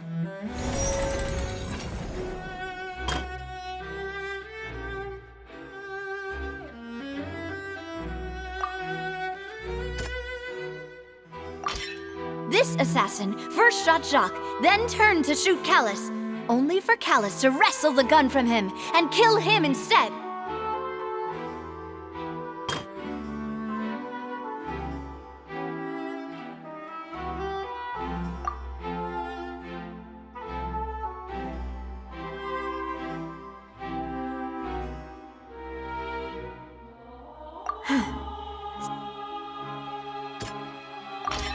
A pile of clothing was found at the scene. The guards once believed they were used by Jacques as a costume to disguise himself. But now, it is clear that the clothes were proof that there was a third person at the scene, and that they were turned into water after committing the murder. Since it was raining that day, the culprit was confident that they could use the rain to wash away all traces of their dissolved accomplice. Realizing this, the true culprit caused the hired assassin to dissolve into water, leading everyone to believe Callus was responsible for Jacques' murder. This is the true version of events.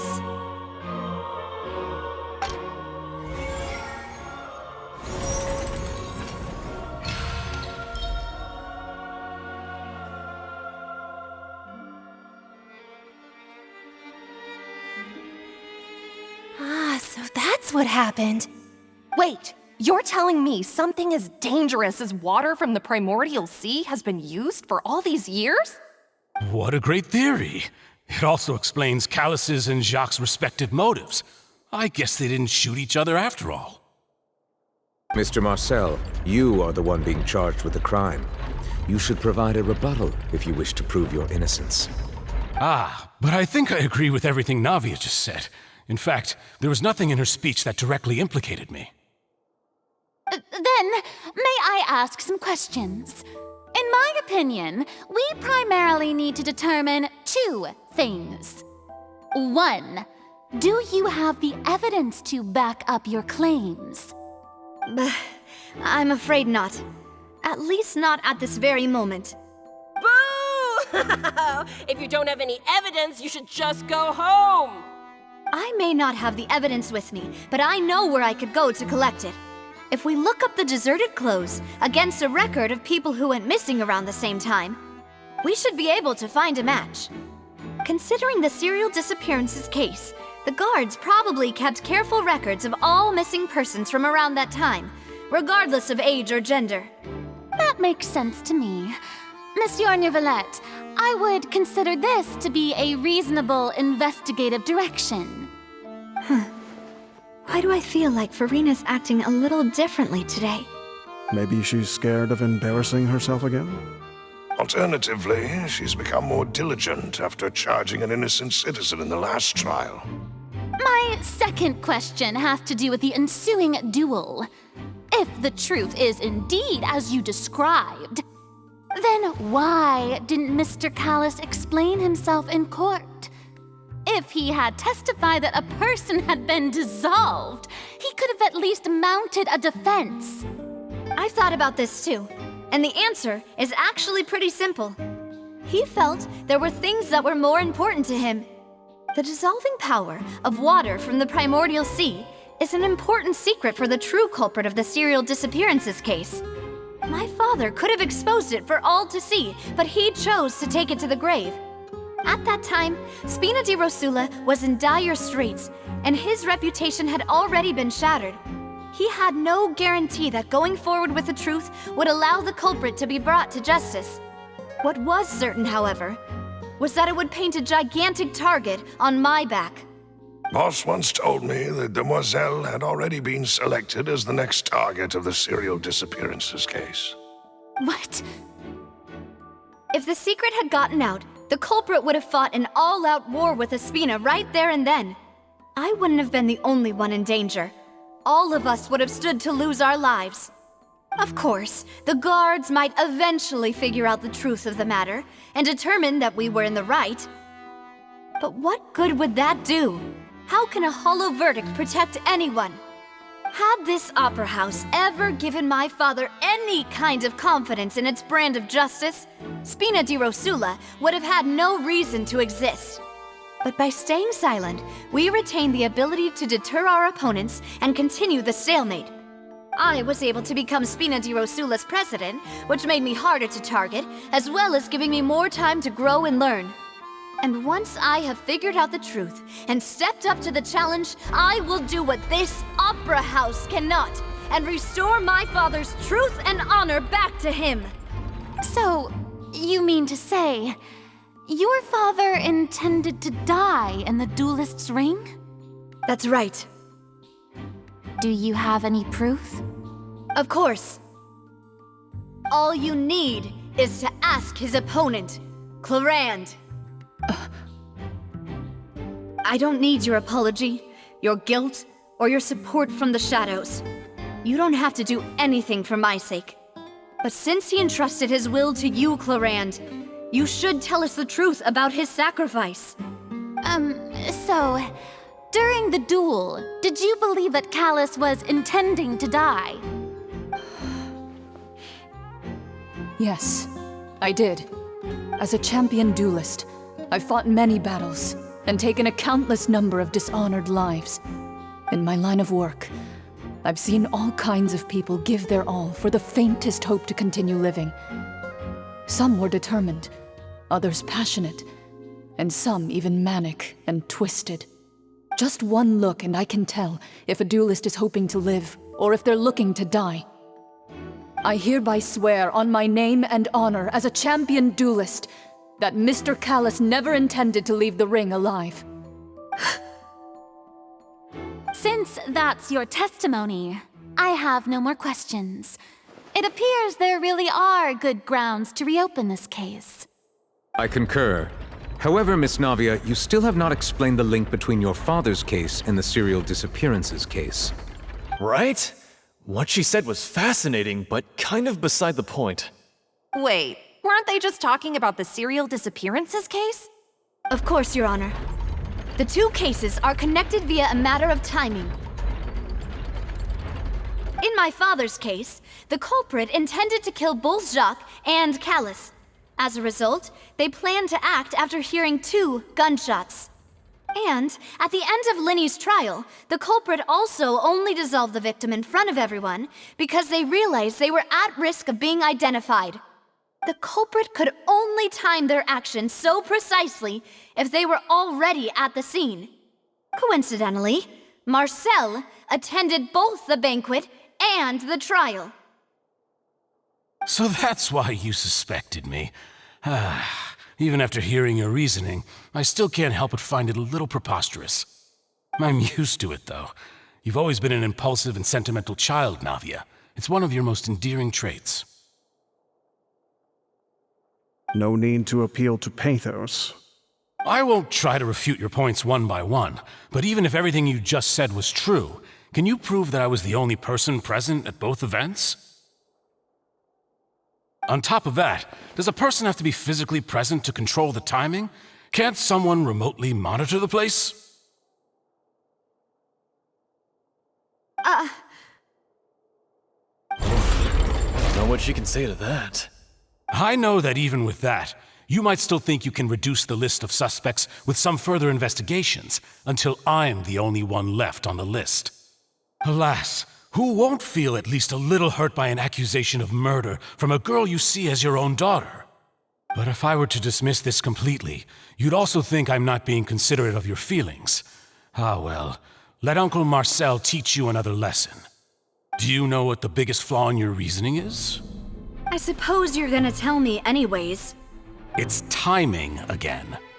I'm a businessman by trade. From that standpoint, there's no reason for me to kidnap young women. It's a high-risk action with nothing to gain. In addition, I left my home in Snezhnaya when I was young to come to Poisson and work in some trade. My business only thrived when I received Callus's patronage. But the disappearances began before I ever stepped foot in Fontaine.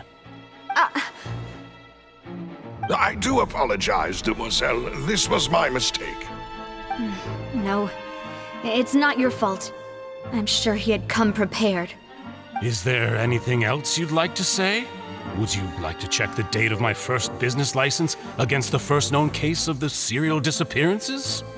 You can also take a look at my border entry records, or ask my friends and family when I left Snezhnaya for the first time.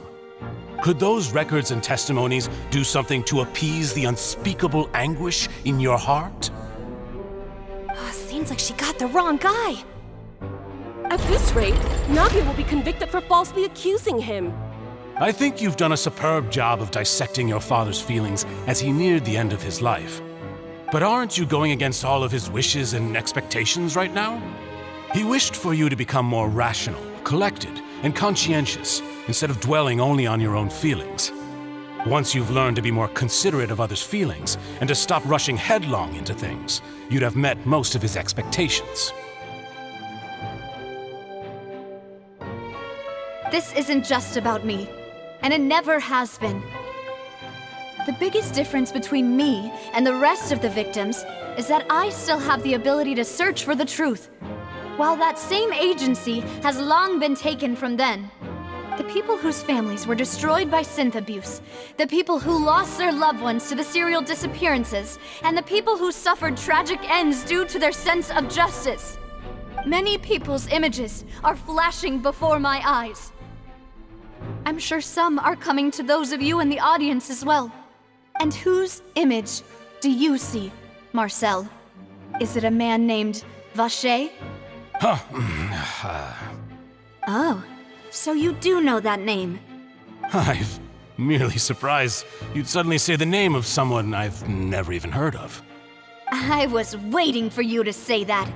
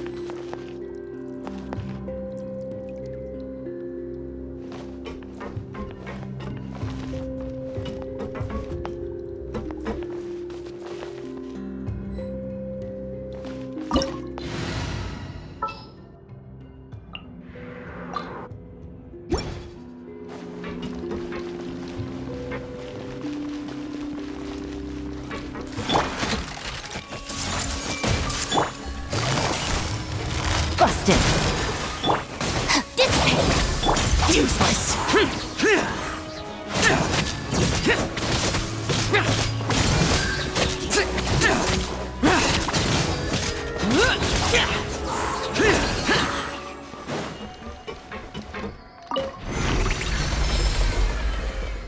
Whoa! The floor is going up! Is it because of this mechanism in the middle? That guy really prepared a lot of stuff for this place.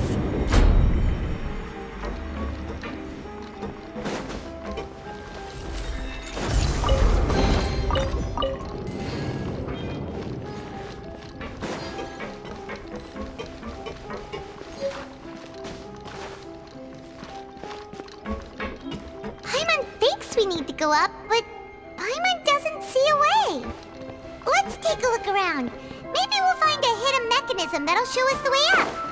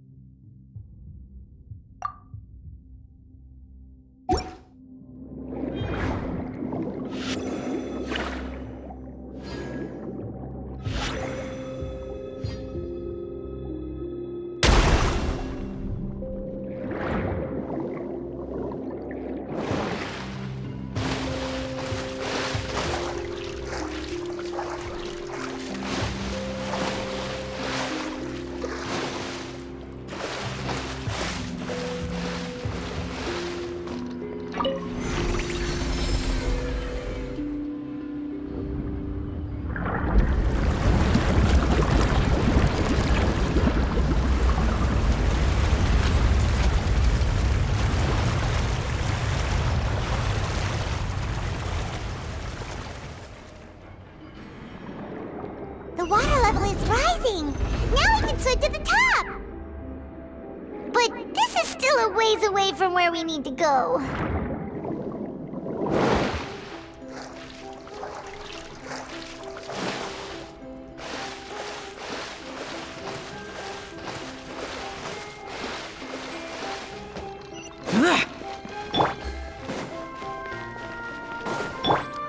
I see everything.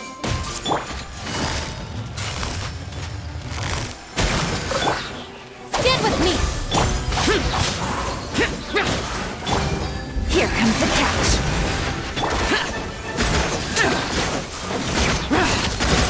I'll settle this.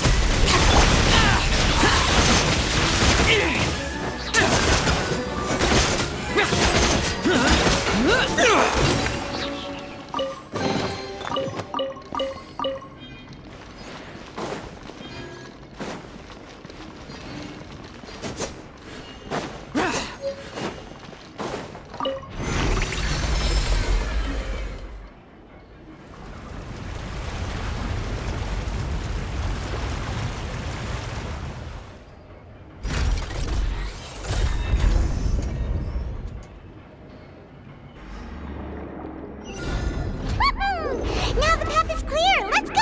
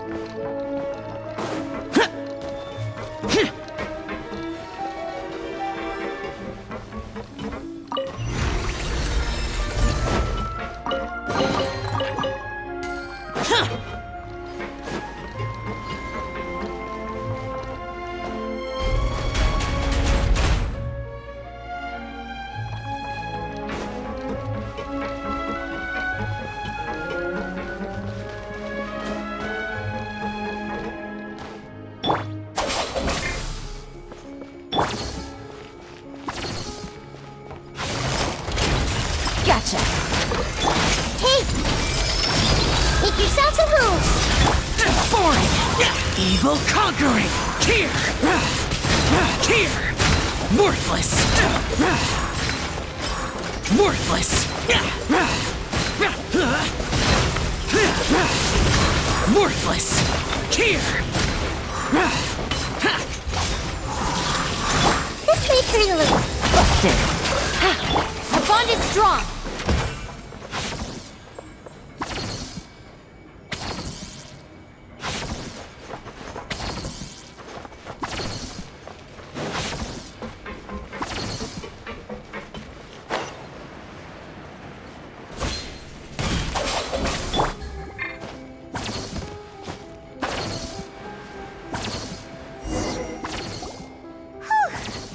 After all that, we finally made it to the innermost sanctum.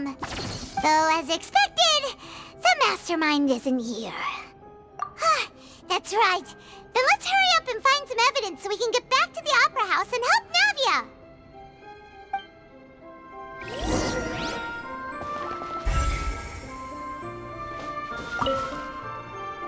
What's all this? Aw, it's a bunch of really cute things. Pink accessories, a hair tie, a necklace, even a makeup box. Oh, Paimon sees it too, but why are all these cute things labeled with different girls' names? Huh? You mean the girls from the serial disappearances? They were brought here? And then they were turned into water. And all the boxes of things. These names. That means... Oh, this is terrible.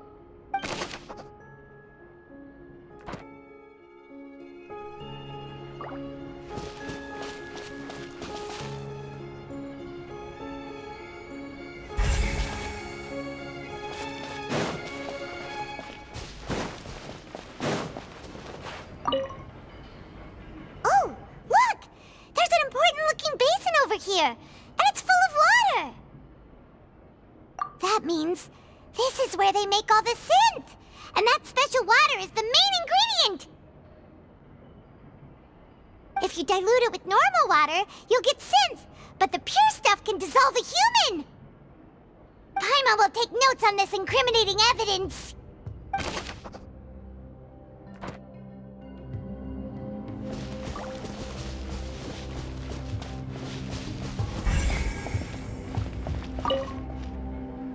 Let's see what's written here. Nothing escapes Detective Paimon's eyes. Callus. Navia's father. Oh, this seems to be an investigation report on him.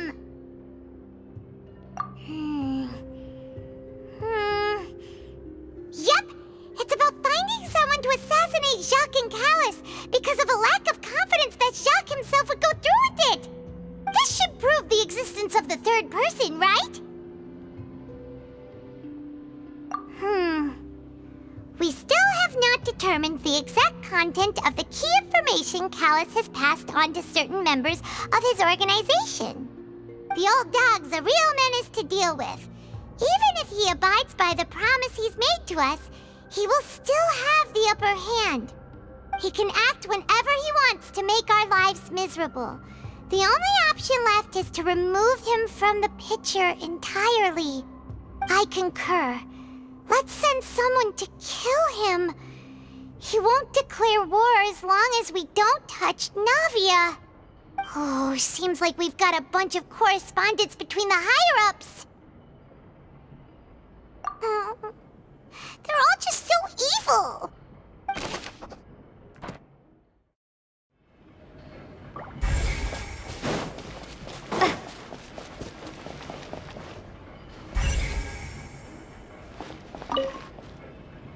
What's this over here? Looks like some kind of place for research. Experiment number 16 aims to verify Jacob Ingold's research conclusions on the primordial sea and use his theory as a foundation to achieve a breakthrough. The experiment was a failure. No individual managed to resurface from the water from the primordial sea. Female specimens 22, 23, and 24 were dissolved.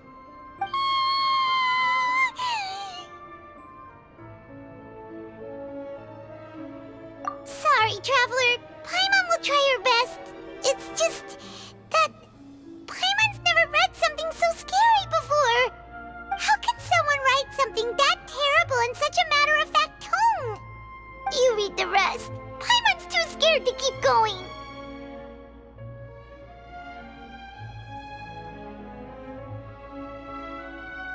So that's why he did all of these experiments.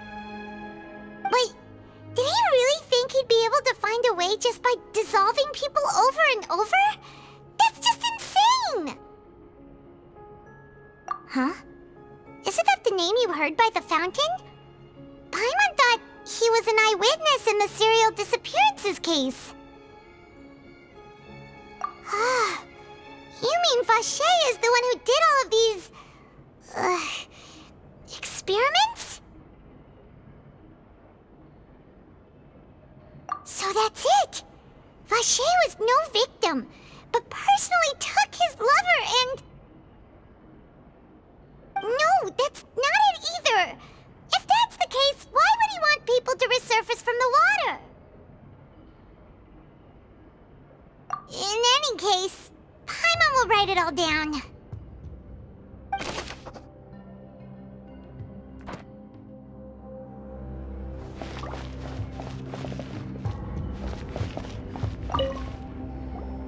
Whoa! There's so much synth here! And so many bottles of ingredients that probably just contain the waters of the primordial sea. Mixing in progress. Ready to drink? Stock sample? Huh.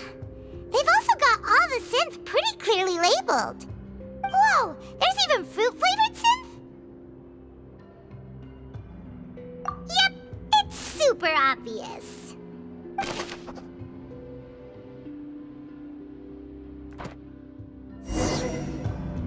We've looked at almost everything here, and it seems like like our theories were spot on, but...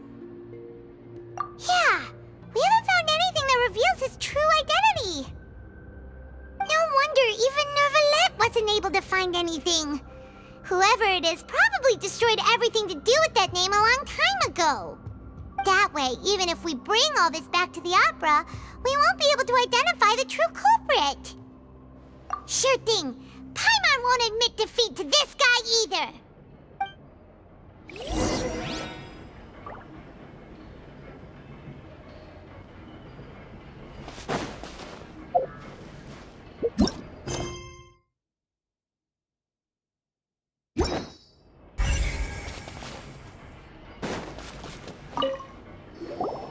You take that side and Paimon will take this side.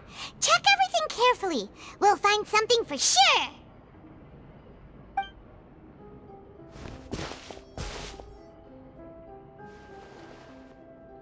Ugh. Nothing at all. And Paimon can't even find snacks either.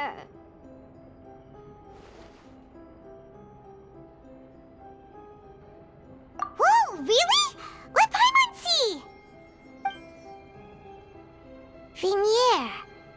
Isn't that Vache's lover's name? Then you found her diary. Let's see. Aw, it's just a normal diary chronicling their love story. She was so sweet, too. Oh.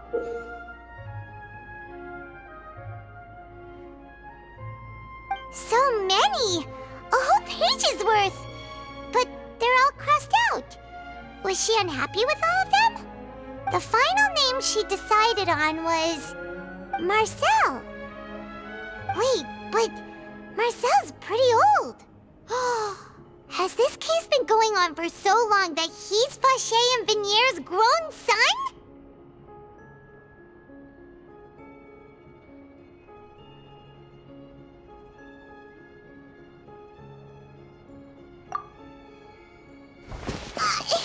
Hey!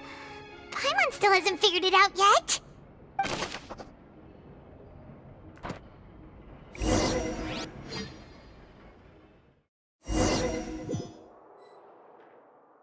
And whose image do you see, Marcel? Is it a man named Vache? Oh, so you do know that name. I'm merely surprised you'd suddenly say the name of someone I've never even heard of. I was waiting for you to say that. Navia! We're back! As expected of my partner. I just knew you'd return in the nick of time. Just how often do you intend to flout the rules of this court? It's all right, Monsieur Neuvillette. Given their confidence, I expect they've found the crucial evidence.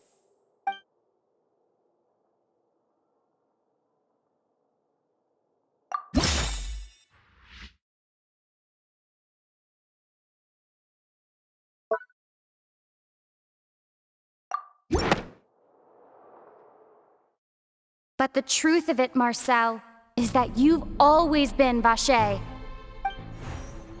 Huh? We've investigated your lair and we already know everything! After your lover, Vinier, was dissolved, you kept abducting young women to experiment on the hopes of bringing her back to you!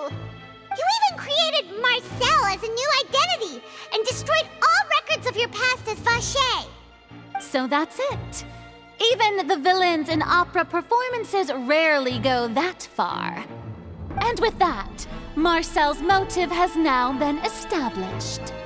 This information regarding your past also dismantles your prior timing defense. Well, Marcel, do you know where you went wrong? You fixated your gaze on the lover that passed away, instead of paying attention to the living people around you. So, you never noticed how we changed, or how we grew as individuals. You also never understood Boss's real expectations for his daughter. Or our determination to see things through. Your determination. Mr. Marcel, please speak up now if you would like to defend yourself. Otherwise, the trial will move on to the next stage. Do you really think I wanted to do any of this? Pay attention to you? What for? Have you ever paid attention to me? Ever empathized with my pain? Ever known how it feels to watch the love of your life dissolve right in front of your eyes? No one helped me. No one even believed me. All those decades ago, even the officers from the Maison Gardiennage were laughing at me. They said there's no way a human being can turn into water. So I must have gone mad from grief. Vignier's death was brushed away by all of you as if it didn't matter at all. Well, now you know, don't you? Ha! Well, it's too late now. All those who were dissolved are gone forever. You only have yourselves to blame.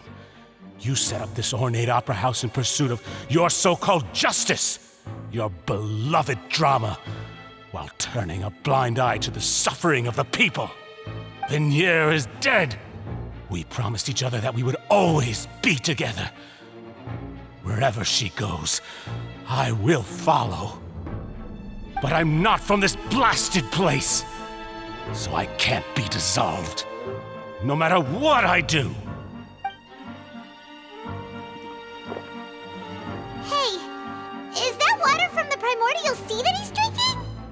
I can't dissolve! Can't dissolve! Can't dissolve! Do you all see? I can't go, I can't follow. So if I can't go where she is, what choice do I have but to try to bring her back? I did all of that, and in the end, that accursed Callus still got the better of me. I spent my entire life living on pins and needles, only to get stabbed by his idiot daughter at the very end.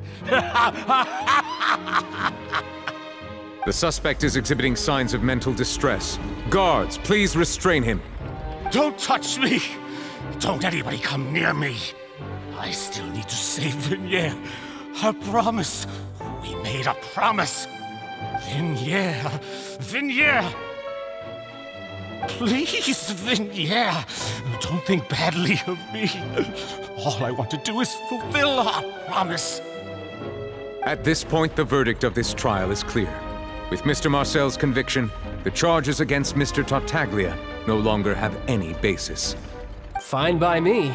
I was in a bad mood, but after a show like that, I'm actually feeling pretty good. Traveler, please submit all the evidence you have collected to the guards, so that I might review and summarize the truth behind the serial disappearances case. The man now known as Marcel was originally named Vacher and worked as an adventurer with his partner and lover Vignier. During an underwater expedition, Vignier accidentally came into contact with water from the primordial sea and was dissolved in front of Vacher as a result. Vacher learned of the primordial water's existence through the work of others and began to kidnap young women for research, with the goal of discovering a method to restore Vignier back to life. To cover his tracks, he invented the new alias of Marcel and began to operate a business in Poisson. During the course of his research, Vacher discovered that a diluted concoction of water from the primordial sea can induce feelings of euphoria, and began to manufacture and market synth. However, as he accumulated wealth to fund his continued research and expanded the scope, he came into conflict with Spina di Rosula. After exchanging blows with Spina di Rosula for many years, Vacher decided to assassinate their president Callus at a banquet. Although the assassination did not go as Vacher expected, he was able to turn Callus into the murder suspect by dissolving the assassin he sent to the scene. And just recently, Vacher attempted to frame Linny as the culprit of the serial disappearances case, using a similar method. However, his attempt to frame Linny failed, and the power of water from the primordial sea became public knowledge. This case also exposed enough of Vacher's machinations that he was eventually successfully charged in court. Thus concludes the enigmatic history of the serial disappearances case, with the truth revealed to all.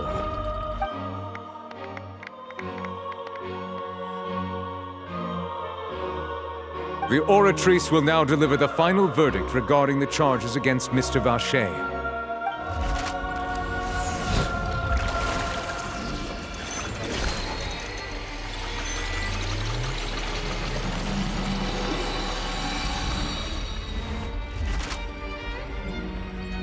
According to the judgment of the Oratrice Mécanique d'Analyse Cardinale, Mr. Vacher is guilty.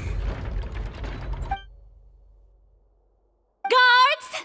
Take Vacher away. Good. It's what he deserves. With that, the serial disappearances case is over now. We really just witnessed history. Who would have thought the true culprit would be such a polite and well-spoken guy? Yippee! We helped Navia bring the bad guy to justice! He's hurt so many innocent people and now he's finally getting what he deserves! Huh? Are you okay? Demoiselle, you were absolutely brilliant. The day our late boss had always hoped for has finally come. You can rest easy now, knowing justice has been served. Yeah. It's finally over. It's all thanks to you guys. And my partner. See, Papa? Spina di Rosula's still doing well with me at the helm. Well now, hasn't this been a most delicious piece of drama? The villain has been caught, justice has been served, past wrongs have been righted, and it's a big ol' happy ending. Since it's been such a great show, I'll just let the false accusations against me slide. Either way, I've still got some business to attend to. So, if you'll excuse me... Please wait just one moment, Mr. Tartaglia. What now? None of this has anything to do with me. According to court protocol, since this trial was initiated due to a charge against you, a verdict must also be made regarding the initial charge before the trial can conclude. Oh, come on. Is this really necessary? Haven't you already caught the real criminal? Isn't it time for side characters like me to exit stage left? Please respect the laws of Fontaine. This has always been the rule. All right, but this sure is a lot of hassle. All I need to do is stand over there, right? Let's just get this over with. Through evidence presented in the public trial that was just held, it has been established that Mr. Tartaglia has no direct connection to the serial disappearances case. The guilty party has been identified, and thus it is logical to suppose Mr. Tartaglia is innocent of the charges. We now turn to the Oratrice Mécanique d'Analyse Cardinale to render the final verdict on the charges.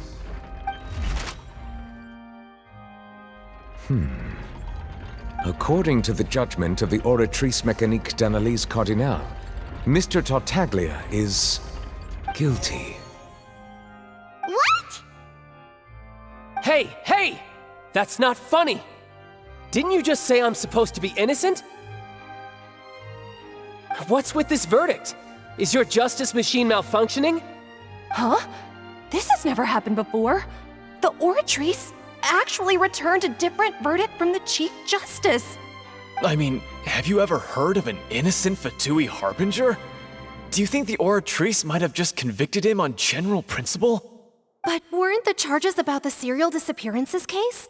No matter what else he's guilty of, it shouldn't affect the— The judgment of the Oratrice Mécanique d'Analyse Cardinale is, by law, the final verdict of the court. We must accept the guilty verdict. Guards, please take the suspect into custody per court protocol.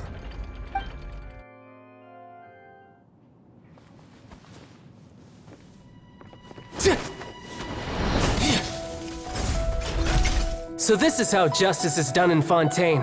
What a joke. You've got your rules. Well, I've got mine too!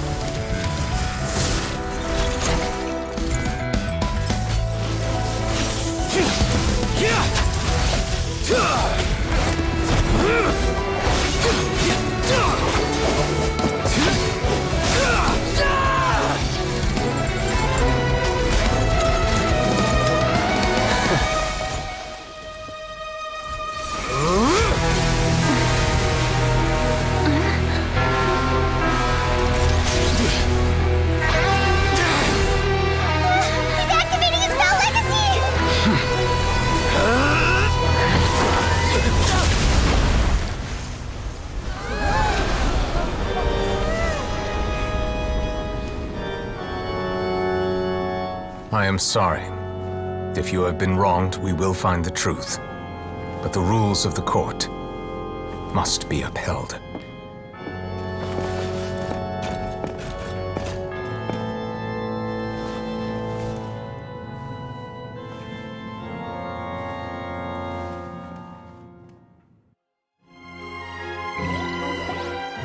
Hey, Monsieur Neuvillette, what's going on? Shouldn't they have been cleared already? Apologies. This is also the first time I've encountered such a situation.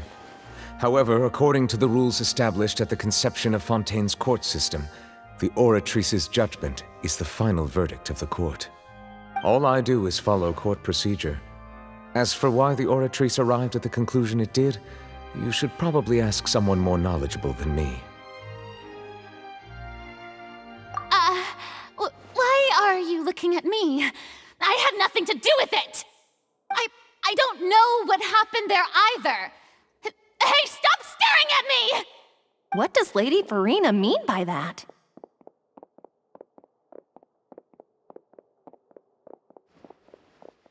She says she has no idea either? But that's impossible. Didn't she create the Oratrice herself? Yeah, so are the verdicts reliable or not? Can results like this really be called justice?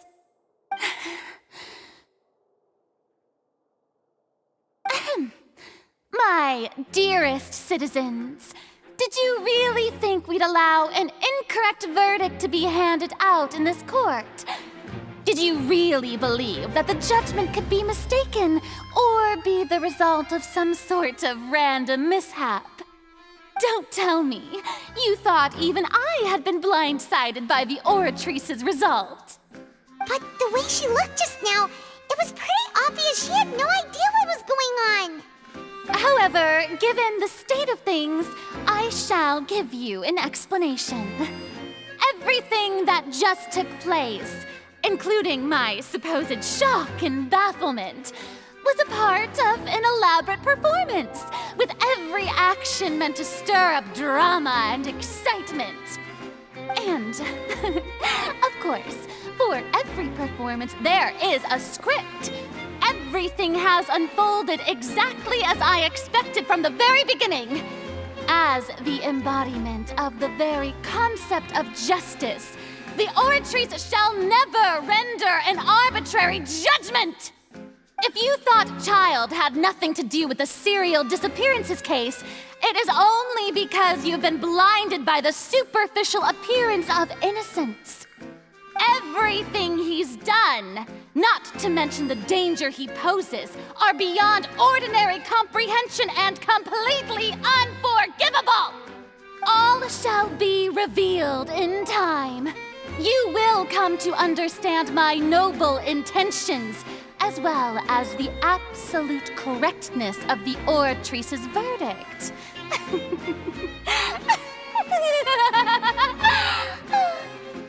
Now, having said that, although I hate to leave things hanging in suspense, it is now time for this performance to end. As the lead actress, I shall be the first to take my leave. Toodaloo! So she chose to make her escape after all, did she? So you're saying we shouldn't put much stock into what she just said? She probably just put on that performance to save face. As for the truth, it's unlikely that she actually has any idea. However, please be assured that I will continue to investigate this case in a personal capacity. Just as I promised, if the judgment has been incorrect, we will do our utmost to clear his name. All right. Even though we feel pretty badly for him, we'll take your word for it for now. After all, he's done plenty of bad stuff, so he should have known he'd go to prison someday, right?